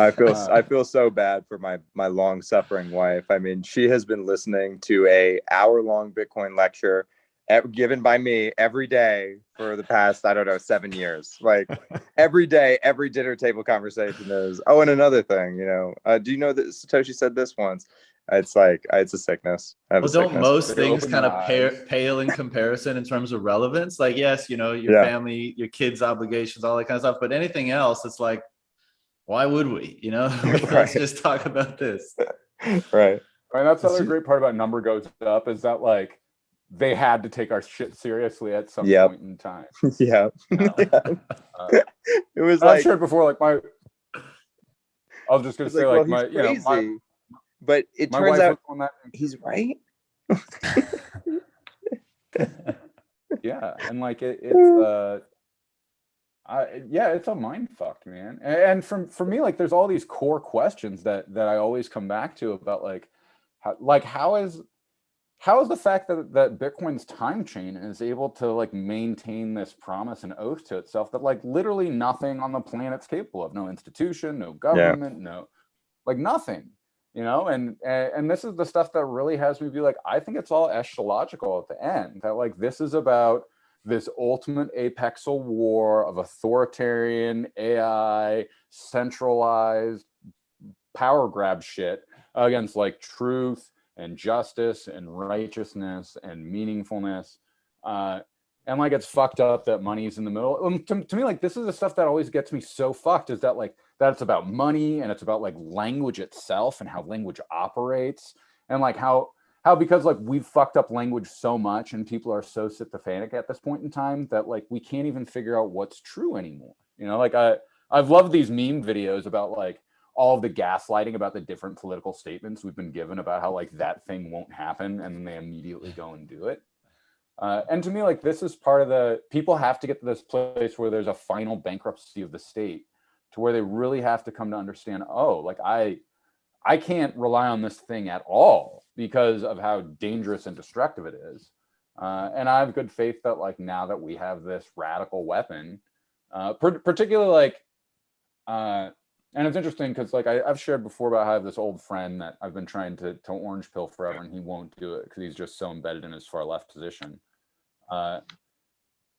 Like I can only hope that as number goes up continually and he has to wince at it each time, that like eventually he'll come to the playing board. And if not, like I don't really know what happens. I do know that we're still as secure. It's a tough quandary what you do with people who are still in the cave once you've left the cave, because I mean, how heartbreaking and sad is it to view your friends and your family as watching shadows on the wall and thinking those shadows are real life when you've actually been outside. I mean, that shit is depressing. And I had to realize about myself that the only reason why it was so important to me is because I had survivor's guilt from childhood. And so it was much more about me than it was about the other person. And once I realized that, I was able to let it go, essentially. And now I'm here. If people want to come to me, like I'm, you know, of course, I will always help you out. But I'm not going to force myself on you anymore about Bitcoin. Like, if the shadows are real to you, then Godspeed. You know, they're not real to me. They're not real to anybody. They're not fucking real. The shadows aren't real. Like, get the fuck out of the cave. All right, that was my last thing. Well, then they're like, hey, this asshole said that the shadows aren't real. Like, get up. Like, fuck you. The shadows are real. Look at it. Well, you know, Eric, that's a good point. I don't know. I did have you guys seen the film In Shadow? I posted it a few weeks ago. I don't think so. This filmmaker, Lubomir Arsov, and it's like, I think it was made in 17 or 18. And, you know, it's this dramatized animation of modern culture, right? It's extremely powerful. I recommend you all watch it. And it's trying to kind of, you know, dramatize kind of the shadows. That's why it's called In Shadow, right? So Hodl, it's like, it's trying to show the degree to which people are acting as though the shadows are real and how unhealthy and dangerous, et cetera, that can be. And then it finishes on a note where people kind of break free from the illusion of that and ascend to a, you know, higher version of themselves, more truthful engagement with reality or whatever. And I had him, the creator, on the show a few days ago, and he also wrote more recently with another guy something called The Cancel God. And Eric, the reason why this made me think of it is because, like, that's kind of what cancel culture is. It's like, no, the shadow is real, not whatever you're getting on with. Get the fuck out of here. Be gone. Like, you know, and in the article, and I think anyone who thinks about this for a couple of seconds will kind of agree or realize this, it's like trying to get someone, like pushing them off a platform, like, you know, eliminate, and this is happening in politics and culture and all that kind of stuff today, but like trying to just make them disappear them. I don't want to hear your ideas nor the person behind them. Be gone. Like that, we just accept that these days, basically. And that is like just on the trajectory or timeline of what genocide represents, right? I mean, it's the exact same thing. One just precedes the other, where it's like, get your ideas and your perspectives and your you know, whatever away from me. But it's like the two things are far more dangerously related to one another than we seem to give credit to, which is why, of course, people like Peterson have made such a stand when it emerged in the realm of speech and expression, because his study of, you know, regimes over the course of the 20th century have informed him that, oh shit, like that's what comes first, right? If you're okay with disappearing someone online, disappearing their opinion, disappearing their ideas, it's a relatively trivial step to disappear them entirely, because all you're doing is you're saying, what you're saying is so disagreeable to me that I don't want you to exist. You're worthless to me, right? And again, I think it's a trivial step to have that bleed into the real world, which I think is part of the reason why so many of us are so concerned about what is happening in the world today. Well, it's a great authoritarian test as well, you know, like it. But I recommend that article, by the way. if people are willing to be complicit in silencing others because they don't like what they're saying, like it's great. Like, okay, great. You will go with authorities when it works for you, you know? And to me, like, that's one of the scariest things that I've seen come out of the far left recently is this deep pivoting to like now being in alliance with the state about everything. I find utterly terrifying. Not only the And state, Eric, but every corporation. I mean, it's every media organization. It's deeply terrifying. Well, and I'm just like confused at why they don't stop and be like, you know, like, I really appreciate that like Coke's going with the rainbow symbol now, but like, did they like murder a bunch of like labor organizers in South America?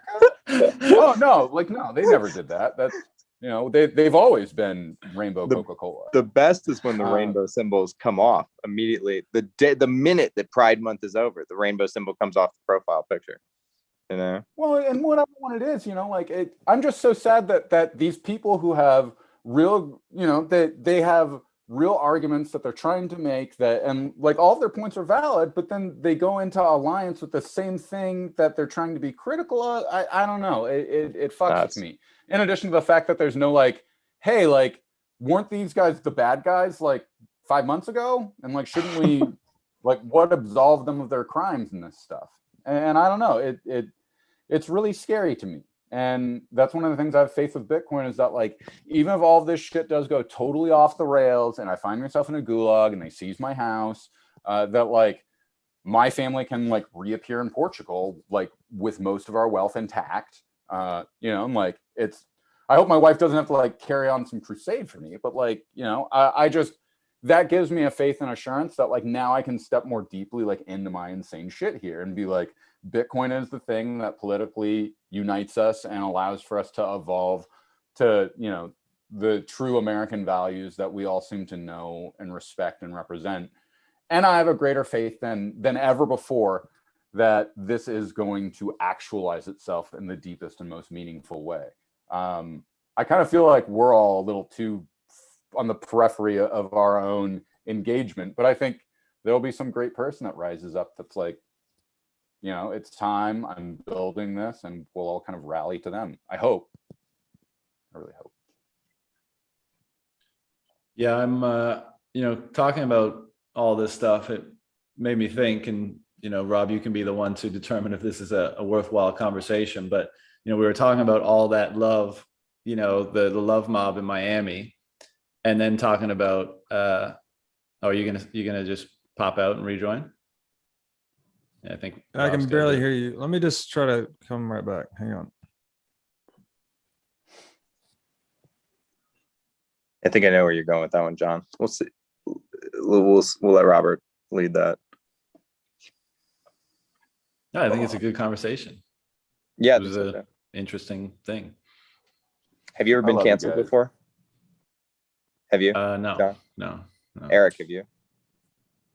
No, I've like. I don't think just I'm like cancelable. Narrowly avoided it a number of times. It's something that's happened to me probably like 6 times because I just can't. Yeah, I just can't keep my mouth shut. In what domain? I've been canceled under my real name. I've been canceled under, you know, my producer name. I use different names for different shit, and so like I never let it like. It's a thing where you can only be canceled if you let yourself be canceled. This is why Trump was such a problem, because they tried to cancel him like, I don't know, thousands of times. And he became like a resistant bacteria where like you use too many antibiotics and the bacteria was just like, nah, fuck you, I'm Trump. Can't do anything to me, right? But when the mob does come for you, it's an incredibly disconcerting experience. And anybody who thinks they're tough enough to stand up to it, you're not, you're a pussy, because it's the opposite of the love bomb that you were feeling in Miami, right? And when you receive the opposite of the love bomb, and it's the hate bomb, and feels like you're being excommunicated from a tribe, and they're tar and feathering you on your way out of town, it's not a good feeling, you know. Like humans don't respond well to that. Let me ask you this though. I feel like it's highly predicated on the reason why. So like looking back, do you stand by all the reasons why the mob came at you? Oh yeah, I've never backed down from the mob. Ever. And so why? And I never would. Your belief in that you acted and communicated properly, not just insulate you from feeling the thing is, it throws you into the dark night of the soul, because when that many people are upset with you, especially when it's millions of people. Any normal person would question millions. Themselves. Yeah. Oh yeah. For me, yeah. You know, I get Jesus, bro. Yeah, so, but yeah. Okay, but would you characterize those millions of people as like traditional SJW online mobs sort of thing? Usually. Who gives a fuck? I've tangled who with gives Antifa. A fuck? I've made Antifa's list before. I mean, like let's separate out like threats and stuff like that, like credible threats. But like if it's just like they're never that credible. The woke mob, who cares? Like what? No, I don't. Why would you care? I don't. Well, the thing is, like, from my perspective, when this has happened to me in the past, Rob, we're just talking about canceling and shit in general. From this perspective, like when this has happened to me in the past, the problem with a canceling is not that you give a shit about what's happening. It's that it's like a mortar that lands in your neighborhood and it like causes social strife between you and others. People and you so actually care like, about. Yeah, people that you care about. And so you now because of your like canceling, maybe somebody that was a person who was a ride or die for you before and would do anything for you has now been moved down a rung in your life. And now they're like maybe they'll come help you if needed, right?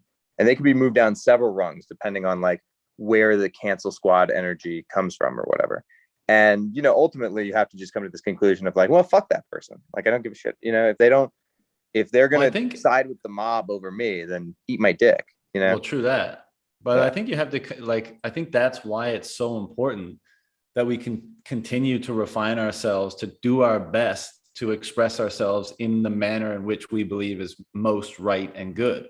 Because like, if you do that, and even someone close to you is like, you're a piece of shit, I'm not your ride or die anymore, then you can look them in the eye and say, sorry to hear, ciao. Because that's like basically how you have to do it. That what you just told me doesn't make me regret or change how I feel I acted. So like I couldn't have acted or done anything differently, and I agree with how I acted. So therefore, I'm afraid your criticism just I don't care. Now, I think one of the beautiful things about Bitcoin is that like we've all probably been emboldened to some degree to act that way in our lives, because like as we've been discussing this whole time, like now we have this amorphous group of sleeper cell like Bitcoiners that are our people, right? We have a tribe now, and so it's like, oh, well, you don't think this was the right thing to say, way to act? Well, I do, and my homies do too. So I'm good, you know. So of course that's emboldened us. But funny anecdote, I may have told it before, but like when I first got busted drinking, like when I was like, I don't know, 12, 13, 14, whatever the fuck it was, I came home and I was wasted, and my mom was like, you're clearly drunk. And, instead of trying to argue with her or whatever, I just owned it. I was like, yeah, totally. And I know we're going to have some discussion, but I'm really drunk and tired right now. So I'm going to go to bed. And when we wake up, we can sort things out, right? Whatever the punishment is or whatever. And like, I think that's just an example. And I haven't always obviously been perfect in upholding this, but like, that is the value of doing your best to act in the manner which you think is best to act at all times. Because it's back to that Peterson quote, like, say and do what you believe to be true, and whatever happens is the best thing that can happen. You can have a more healthy perspective on the repercussions of your action if you believe in the integrity and the rightness of your action, right? You don't have to tether your emotions to how people might respond to it if you yourself believe them to be valid, Oh, totally. So, you got to go through these experiences before you become inoculated from them. Because if you haven't been inoculated from them, you're still going to care, how people perceive you, especially if it's an untruth that's out there about you. That it really pisses you off, and there's nothing you can do to fight back against it, especially when it's like been amplified so large, that always feels fundamentally unfair. And that unfairness like, fucks with you, What was the untruth about you? Is that something you... That I shitcoin on Ethereum? No, I'm just kidding. There have been many untruths about me that have been propagated in group text or on the internet or on somebody's closed Facebook group or whatever the fuck, and like you're seeing it and you're just like, fuck these people, like, you know what I mean? One of the biggest lessons I got from my whole experience, and a lot of it came from a conversation. Because here's the funny thing: is it is equal to how much I'm being broiled alive in public. My private channels were like flooded with support and love and people reaching out to me for the most part. Like there were those people that were like knocked down a few notches, right? That you thought were supporting you, but they're really just there for, I guess, a different reason. But a conversation I had with Preston where he was just saying that at West Point, they were trained to take absolute responsibility for all of their peers at all times. And he told the story of if a guy under his command went home that weekend and got a DUI, they would come back on Monday and his superior would ask him, like, Preston, what the fuck? Why did your guy get a DUI at home this weekend? And clearly he has no ability to do anything about that. And Preston was saying that they're trained to take full responsibility. So he's like, I have to institute a re-education program, some training, we'll put out some public notices, something to prevent this from happening again. So to just take problems, basically, whether you've caused them, contributed them marginally, not at all, doesn't matter. Like you should just take full responsibility for it. And you know, I really feel torn in a lot of ways, because I know there's a lot that happened in the beginning that was just kind of confusion that got stirred up. So it's like the mob sort of swarmed me. And then I didn't know this at the time, but my agreeableness on Jordan Peterson's personality test is a 1%. So I'm as disagreeable as they come. I knew that, but I didn't have it quantified. So I think I'm a 2%, happened, by the way. I'm a 2. You're 2%. Yeah. I think it's common among Bitcoiners, but I just dug my heels in as hard as I fucking could. Rob, before you go on, your connection is worse than it was before, at least on my end, if that means anything. Yeah, bad for me too. Like, it was better when you were on your computer, it seems. No, you're all fucked up. I think you got to rejoin on your computer, brother. This is clearly a conspiracy. John, have you taken the? Well, you guys go ahead. Let me try to fire up my computer again. There you go, John. Have you taken the Jordan Peterson test? You should take it. Rob, mute yourself until you come back. Yeah. Eric, you should take it. You should take it too. No, it's interesting just to know how disagreeable you are. I'm 98th percentile disagreeable. Sounds like Rob is 99th percentile disagreeable. I think the majority of Bitcoiners are somewhere in the 5% range. Like definitely. We'll see. I'm in my personal life. I make strong efforts not to be conflictual. Probably more to a fault too.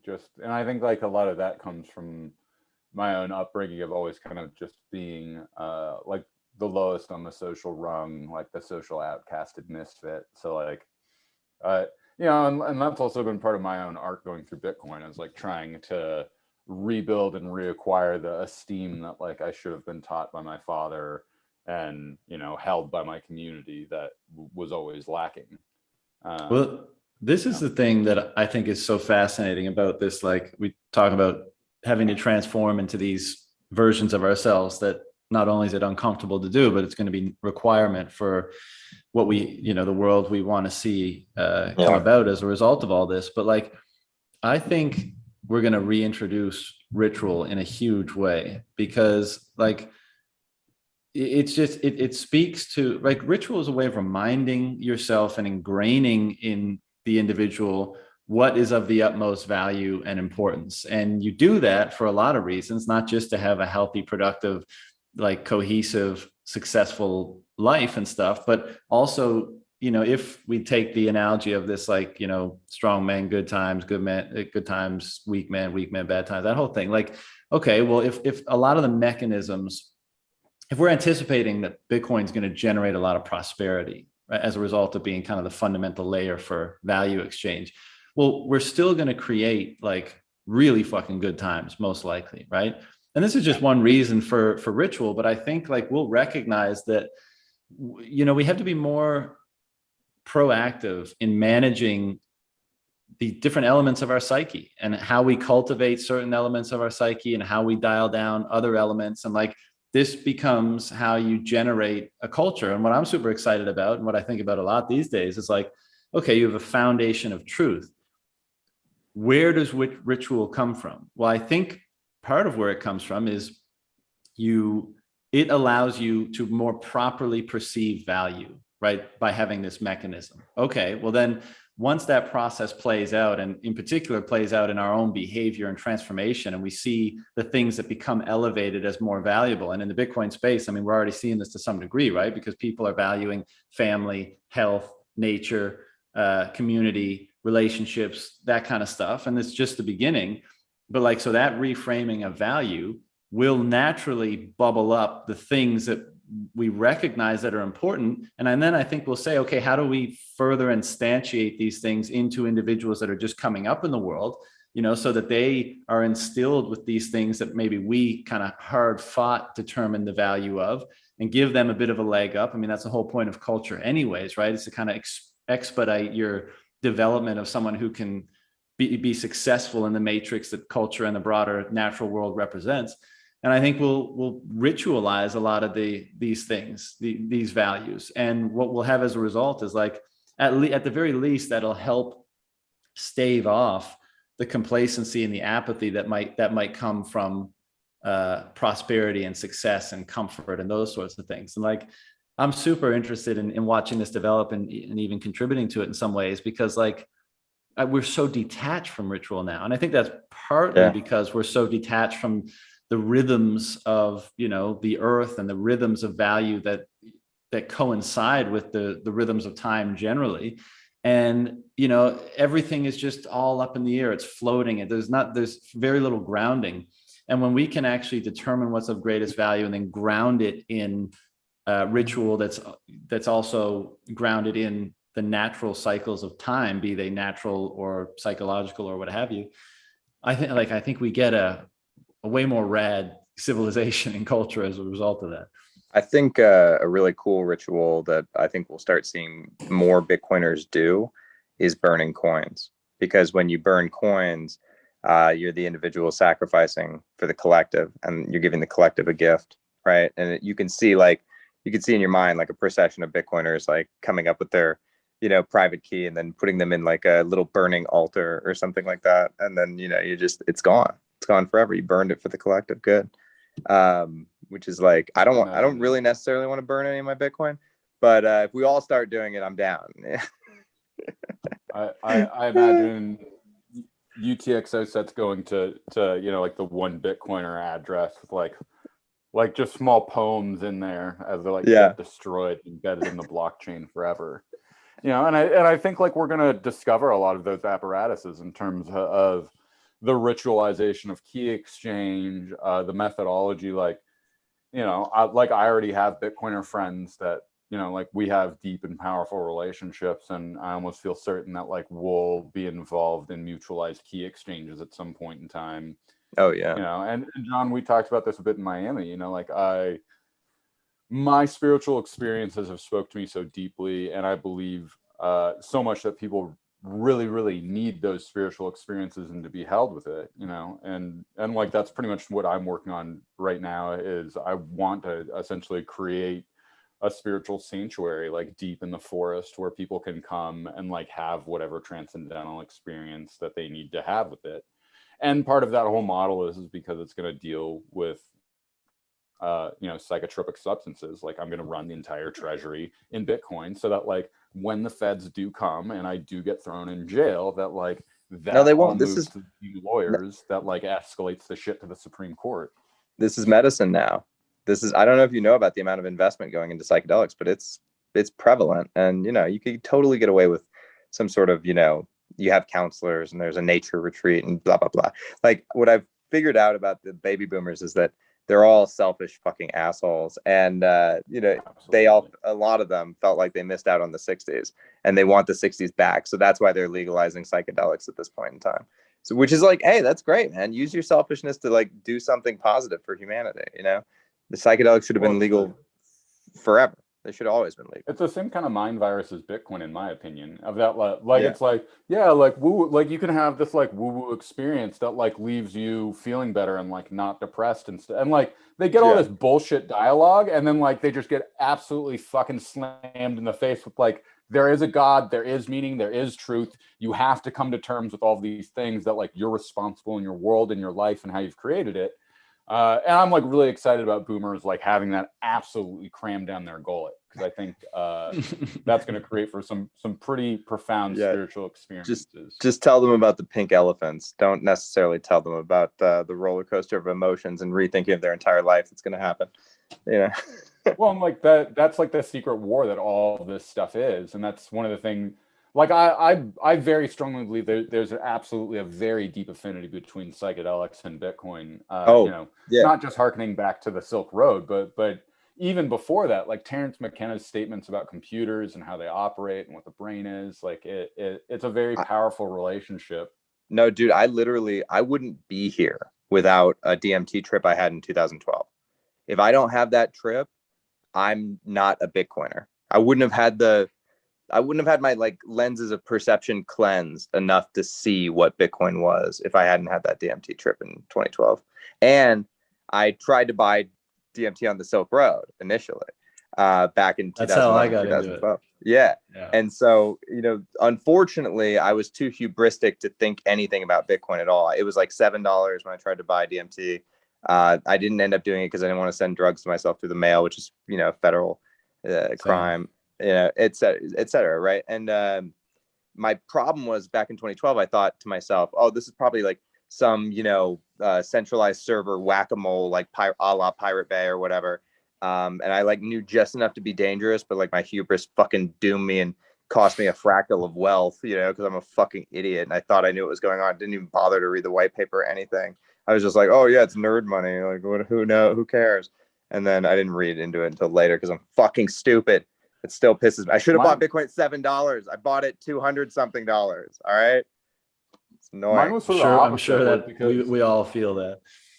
I was already pretty into Bitcoin, and you know, people were like, oh, you can like buy drugs and stuff with it, and I was like, well, I got all this Bitcoin, you know, like I'm curious, like let's see, and like I wanted to experiment to like help me with my alcoholism and you know, that sort of stuff. And I remember it wasn't my first trip, but it was a really deep trip. I was pretty sure it was like 2.5 tabs or something. And I just remember on the back end, I like read, and I'd like read the white paper before, but like I'd never read the white paper tripping. And like that absolutely like blew my mind open. Cause like I remember like that's when it was all in. And that's when I was like this really is it. Like it's not something else. It's like this. And I just remember like, yeah, just like smoking this joint on my porch, just being like, my God, like how is it possible I discovered this gem already? And like, nobody understands it. Like, how am I so lucky? You know? And I've hung on to that moment and that experience ever since then, you know? And like, it's part of what compels my existence in the world and how I move forward with people. And it's also part of why now, like when, you know, people, it's really fun when like there's people that I trust that come out of the woodwork and they're like, just like, give me the down, like, why is Bitcoin important? I'm like, oh, because like it's the messianic weapon of like Christ's return to earth in like a totally different and new form that you can't recognize and is encrypted in such a way that like through your unveiling and discovery, it actually creates a transcendental opening inside of you that makes you someone who you didn't know you were. And then they're like, oh, I get it. Yeah. Makes total sense. Of course. Where do I buy some? Of course. It could only be that way. They laugh at it and they like brush it aside. But like I continue to maintain the line because I think it's really important that I mean, you don't encounter anybody in the world that lives truth and puts it out that way. And I couldn't do it if I hadn't had these experiences or this understanding. For me, one of the analogy or the like overlaps between psychedelics and Bitcoin is like, I think psychedelics expose you to a grander truth, like something, Yeah, like it deconditions and defrags your mind and allows you to see something more truthful. And to me, Bitcoin, because of the way that it influences your value hierarchies, defrags and deconditions your mind and allows you to see value more clearly through truth. And like both of those things are very similar. Like they're different routes to the same thing almost in my mind. Yeah, it's like, have you ever hung out with a baby who's under 4 months old and they don't have object permanence? So you put something in front of their face and then you take it away and they're like, oh, where'd it go? You know, like they have no idea. Like the object is not permanent to them, right? And that's how early we enter the matrix, like from 4 years old onward. And then when you do psychedelics, you know, like especially hardcore potent psychedelics, you can get back a high degree of that novelty and you can feel like a fucking newborn baby again. And like, that's such a unique and wild experience that I've never understood people who aren't interested in or open to it. You know, I guess it's just like you go about life and you're like, you're a doctor or you're a lawyer and you're like, you're very wound up in your sense of self and everything. And that's why you usually have to participate in these experiences when you're young and stupid and a friend gives you shrooms at a party, you know? Like, yeah. Well, these experiences and the way that they open you up towards possibilities that were no longer possible. Like to me, part of the problem is so many, like I think about my parents, like normie liberal friends who are like closed to all of this. Like they're completely unavailable to the idea of a new or different form of money because of how their mindset is. mm-hmm. And when somebody has an experience with psychedelics, it at least has them have the experience of having lifted the veil to understand that there is all of this hidden stuff out there that they don't understand, or that maybe there are experiences that are past just language or the physical sense of matter. I also think it's like naturally a result of that curiosity for the seekers, right? For people that are seeking truth, it's like, yeah, you're telling me like there's areas of my unconscious that I have never experienced and that I can experience more of, and there might be insights or new perspectives there. Like, fuck yeah, I'm gonna go check that out. In a very similar way, it's like, what, this Bitcoin thing, you're telling me like the very matrix of how culture and economies are constructed is like, there's different ways that can be constructed. And as a result, there's different qualities of ways. And this is a new quality of way. And like, I can learn more, you know, of course, like you're going to, because you're seeking truth in all domains. I feel really lucky that I found Bitcoin in my 20s. And these are like these new, powerful. Sorry, go ahead. Oh, go ahead, Eric. Go ahead. All I was saying was that I just feel lucky that we do have lag on Eric. Go ahead, brother. I suck. No, it's all good. All right. You're supposed to have good internet up there, man. No, like I'm on satellite internet right now because like I'm in the fucking woods now, man. Yeah, like I retreated away from existence because I fucking hate everybody and I hate the fact that like the intense pressure of living in an urban environment and thinking like the cops are just gonna kick in my window and shoot me in the head at any point in time. Like it's too much for me, man. So I like moved out into the middle of the fucking woods with my family near the coast so I can like run away to the ocean if I need to. Well, that being said, I don't know. Like, I think that those relationships between the self-sovereignty of getting to expand your own mind and finding these realms and places and spaces that you never thought were possible, just like the self-sovereignty of Bitcoin, of having this true power of your wealth locked away for only you to hold. Like, these are these really powerful and important relationships that I deeply want to cultivate their relationships to each other. And frankly, like I'm working on building a temple out in the forest where people can come and have their non-denominational experiences with psychedelics, and they can pay me in Bitcoin for it. And hopefully, I'm coming for that. I'm coming. This is really just to get people tripped out of their fucking minds. So like on the post come down, I can be like, let me tell you about Bitcoin, and they're like open to it. Now let's discuss the new reserve currency of the world, Bitcoin. You're welcome. Gents, Rob apparently is having like issues on the ISP level. So he says he's not even able to like send a text message on data right now, or Boo. Something weird is going on. But their Twitter's not going to get their moment, so suck it. Now there's all these hardcore Bitcoiners out there with orange balls, I guess is what it is. No, that's true. Yeah, it's too bad because like I think, I mean, obviously it's a great thing to discuss, but I don't know if it's a good call to do so without Rob No, present. I don't want to discuss it without Rob. No. Yeah. But I will do it next time, I guess. All right. Well, he's saying we'll do it soon, and so why don't we just? Do you want to put a pin in things and wait for that Yeah, occasion, and we'll just get a bonus Hodl hang before we thought we'd get a number 5? I guess we have to, yeah, because Rob's internet took a shit. Yeah. Yeah. All right. I mean, Well, it's the spooks that wanted to make sure that this didn't happen. So I That's right. want to point out, everybody realized that that's how important what's going on is they disrupted his ISP locally because at the ISP level. Yeah. I mean, it's pretty intense, you know. They have a specific, there's probably a 3-letter agency that's brand new that we don't even know about, and it's just dedicated to Bitcoiner activities, you know. Most likely. They have an altcoin that's financing it too. So it's Tron. They've co-opted Tron. In anticipation of actually getting together again soon, before another 3-month hiatus, should we shut this thing down now? Did you guys have anything else you wanted to get off your chest? No, man. I want the best for everybody who's watching this, and I think that the best for you is to stack as many sats as you possibly fucking can. I mean, if you're watching Bitcoin content like this and you don't have a whole coin, or you have a plan, like a solid fucking plan to get a whole coin, what the fuck are you doing, man? I know they're expensive. They're $50,000 fucking dollars right now. Maybe you're new here. Maybe you're like, hey, this fucking crazy Bitcoin content with John Vallis, this is my new shit. I just learned about it this week. That's great. You need to sell your fucking car now. Okay. You need to get a whole coin. You know what I'm saying? Like, you need to do some drastic shit. You're late, bro. You're late, but you're also fucking early. Think about it like this. The CAGR on Bitcoin, the compound annual growth rate, was 200% year over year in the first decade. That's unheard of. Tesla, to give you reference, in the last decade was 67%. Okay. And it took over the whole fucking world.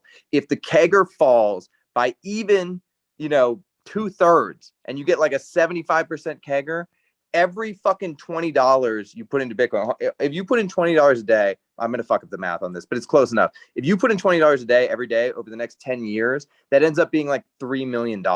Okay. You spend $20 on dumb shit every fucking day. We both know you do. Stop doing that. Stop that shit. Put it into Bitcoin instead. 10 years from now, you could be a multi-millionaire. I mean, what the fuck? What are you doing? Hodl, this rant and the invocation of CAGR makes me reminds me that you've been notably absent from Twitter in recent months. What's going on? What's it like without Twitter in your life? I'm assuming you're not just lurking. I'm assuming you're like totally away. No, I'm totally away. I just wasn't finding a lot of signal on Twitter at the moment. I like Twitter when it's a bear market, and like, I'm not on Twitter for clout or whatever. Like, I'm not looking to like farm followers and shit, I like Twitter when it's all of us and we're in an echo chamber, and it seems like we have a secret and the rest of the world doesn't know that secret, and it's us against the world. This version of Twitter during the bull market is much more like we now are surrounded by shit coiners and no coiners yet again, and we're like, why are these people at my fucking table? Like, I fucking hate these people. You know what I'm saying? And I don't know, the 5-month doldrums of, low price has turned everybody into a little bitch, and they're all annoying me, honestly. So I'll see you all in the fucking bear market, because I'm not a tourist. I'm here the whole time. Okay. Whether I'm on Twitter or not. Eric, final words. Let's see. I guess my parting words are, I guess that there's 2 specific subsets of people I want to talk to. If you're listening to this, you probably own Bitcoin. If you own some Bitcoin, but the majority, so like whatever more than half is, if that's not in Bitcoin, you really need to ask yourself why.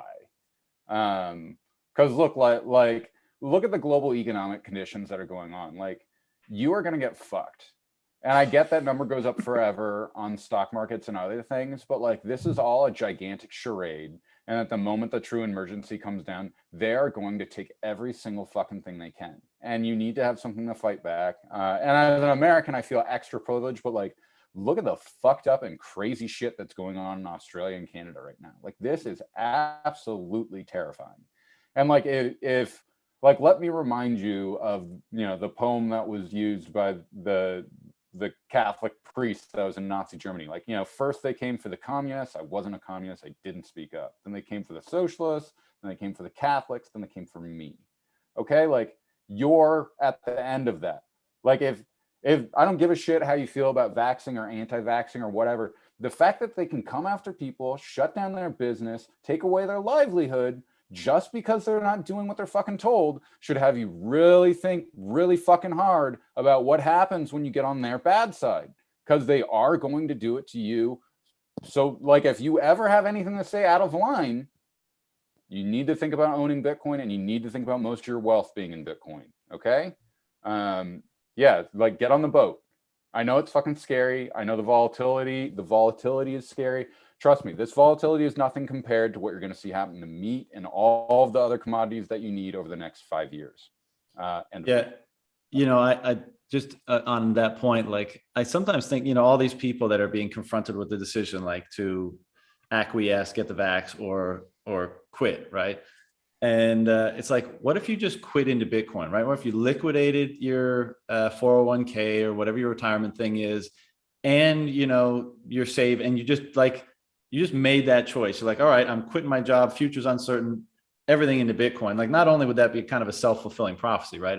If people really did that at scale, but it's like, man, wouldn't that be like an upgrade? People just don't realize it. You know, I've been trying to communicate it to some people in my life. Like, there's only one way you can insulate yourself from this. Like, there's only, like you said, Eric, there's only one way you can insulate yourself from the rising beef prices, the rising home prices, the confiscation risks, the taxing of everything.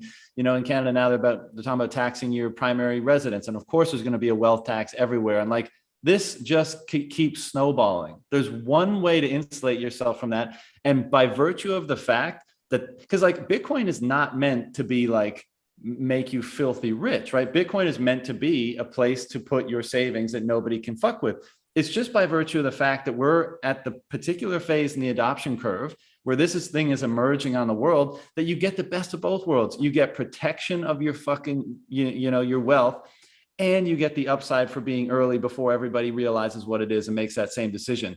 So fucking do it, you know, like it's hard not to be in people's face about it. Get on while it's not this insane cacophony of everybody panicking. Because like that's going to happen. There will be days that like week over week, day over day, we will see nominal price increases, and people are like, oh fuck, everything that I saved for over the last 20 years is going to zero. What the fuck do I do? Do I pile in gold? Do I pile in stocks? What do I do?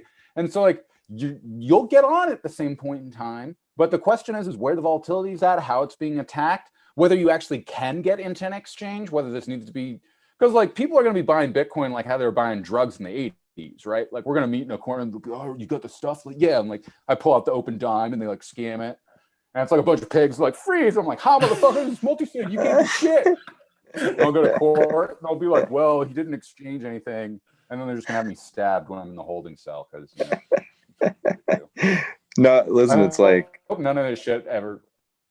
This better not happen. Like I You'll be fine, I don't Eric. want You'll to be be in fine. holding cell 21 with you guys, because they'll Sometimes do I that. think You know, like they'll about- fuck with us. They'll like put us all in holding cell 21 together. And they'll sometimes be like, I think "Oh, about them one." playing these Zoom chats in court, and I'm like, oh no, I didn't actually say that. I was just trying to make Eric laugh. Okay, that wasn't how I really feel. You know, like, Yeah. No, I think like learning to think in Bitcoin is incredibly important for your future prosperity and survival. And like, it's like, okay, 2 years ago, I bought this house. It was $1 million when I bought it. It's a nice house. All my neighbors recently, you know, after the money printing, they think that their home is worth $1.5 million. It's not. Every home in the country is up 30% year over year. And so if you got to take your, you know, money, sell your home, and then go get another home that's going to be up 30% also, then no, you're not doing very good, are you, fuckface? But yet when I talk to them and I try and explain this to them, they all look at me like, well, yeah, but you know, I'm up $500,000. And it's like, no, you're actually not. Because I just explained to you, every home in the country is up 30% year over year. Every fucking home. And so me, somebody who, you know, thinks in Bitcoin, I realized that the opportunity cost on this house was 100 Bitcoin when I bought it. And now this house is worth like fucking 40 Bitcoin or some shit. Do you know what I mean? That's a terrible, terrible fucking investment. And I know that because I have the correct unit of account in my head. And people who don't are measuring with a rubber ruler that's constantly changing, and they think that today's measurements are real. They're not real. Do you know what I mean? Stop Yeah, thinking in fake The one money. I That's the love funny- is, you can't live in a Bitcoin.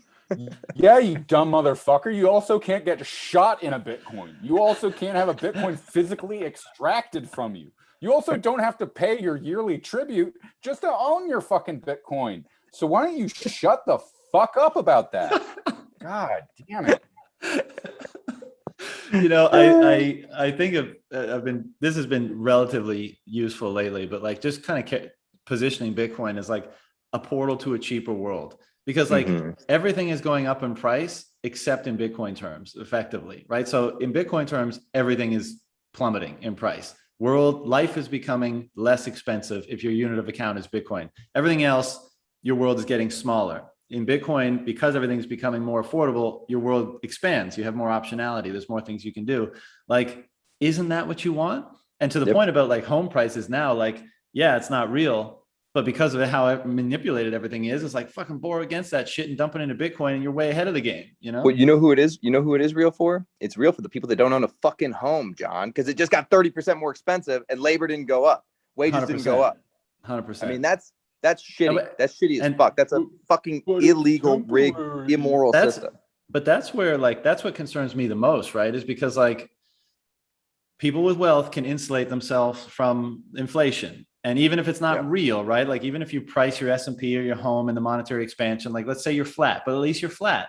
Like all these people, the growing group of people that don't own assets, they become a problem. And like, not like, obviously I empathize with them tremendously, but like, that's where the emotion overflows, and you don't get these people that are like trying to work with these emotions and integrate them properly and develop solutions. Like it just becomes too immediate and too intense to integrate properly. And you get social chaos, right? And first in pockets, and then those pockets grow, and then they grow, and then they grow. And, you know, that's the big concern, is that, and, you know, through no real fault of their own, right? The system has fucked them right in the ass. And like, that's why we need a different system where that's not possible, and where they can be on an equal playing field. One of the reasons I spend all day on, you know, Clubhouse or whatever, evangelizing, or on Twitter evangelizing, or going on podcasts or whatever, is because I know that the terrible truth is that the fiat elite can port their wealth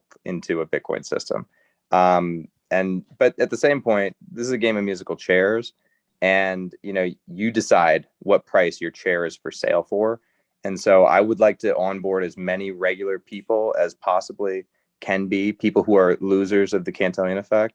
And I would like to get them in a chair, sitting in a chair. And then I would like to teach them that that's your chair. You don't give that chair to a rich person. Doesn't matter if they offer you $20 million for it. It's your fucking chair. Okay. Sit in it and enjoy yourself, and shut the fuck up. All right, boys, we good? That's a good sign off. That was fun. We good. All right, we'll talk again soon. I love you guys. Love y'all.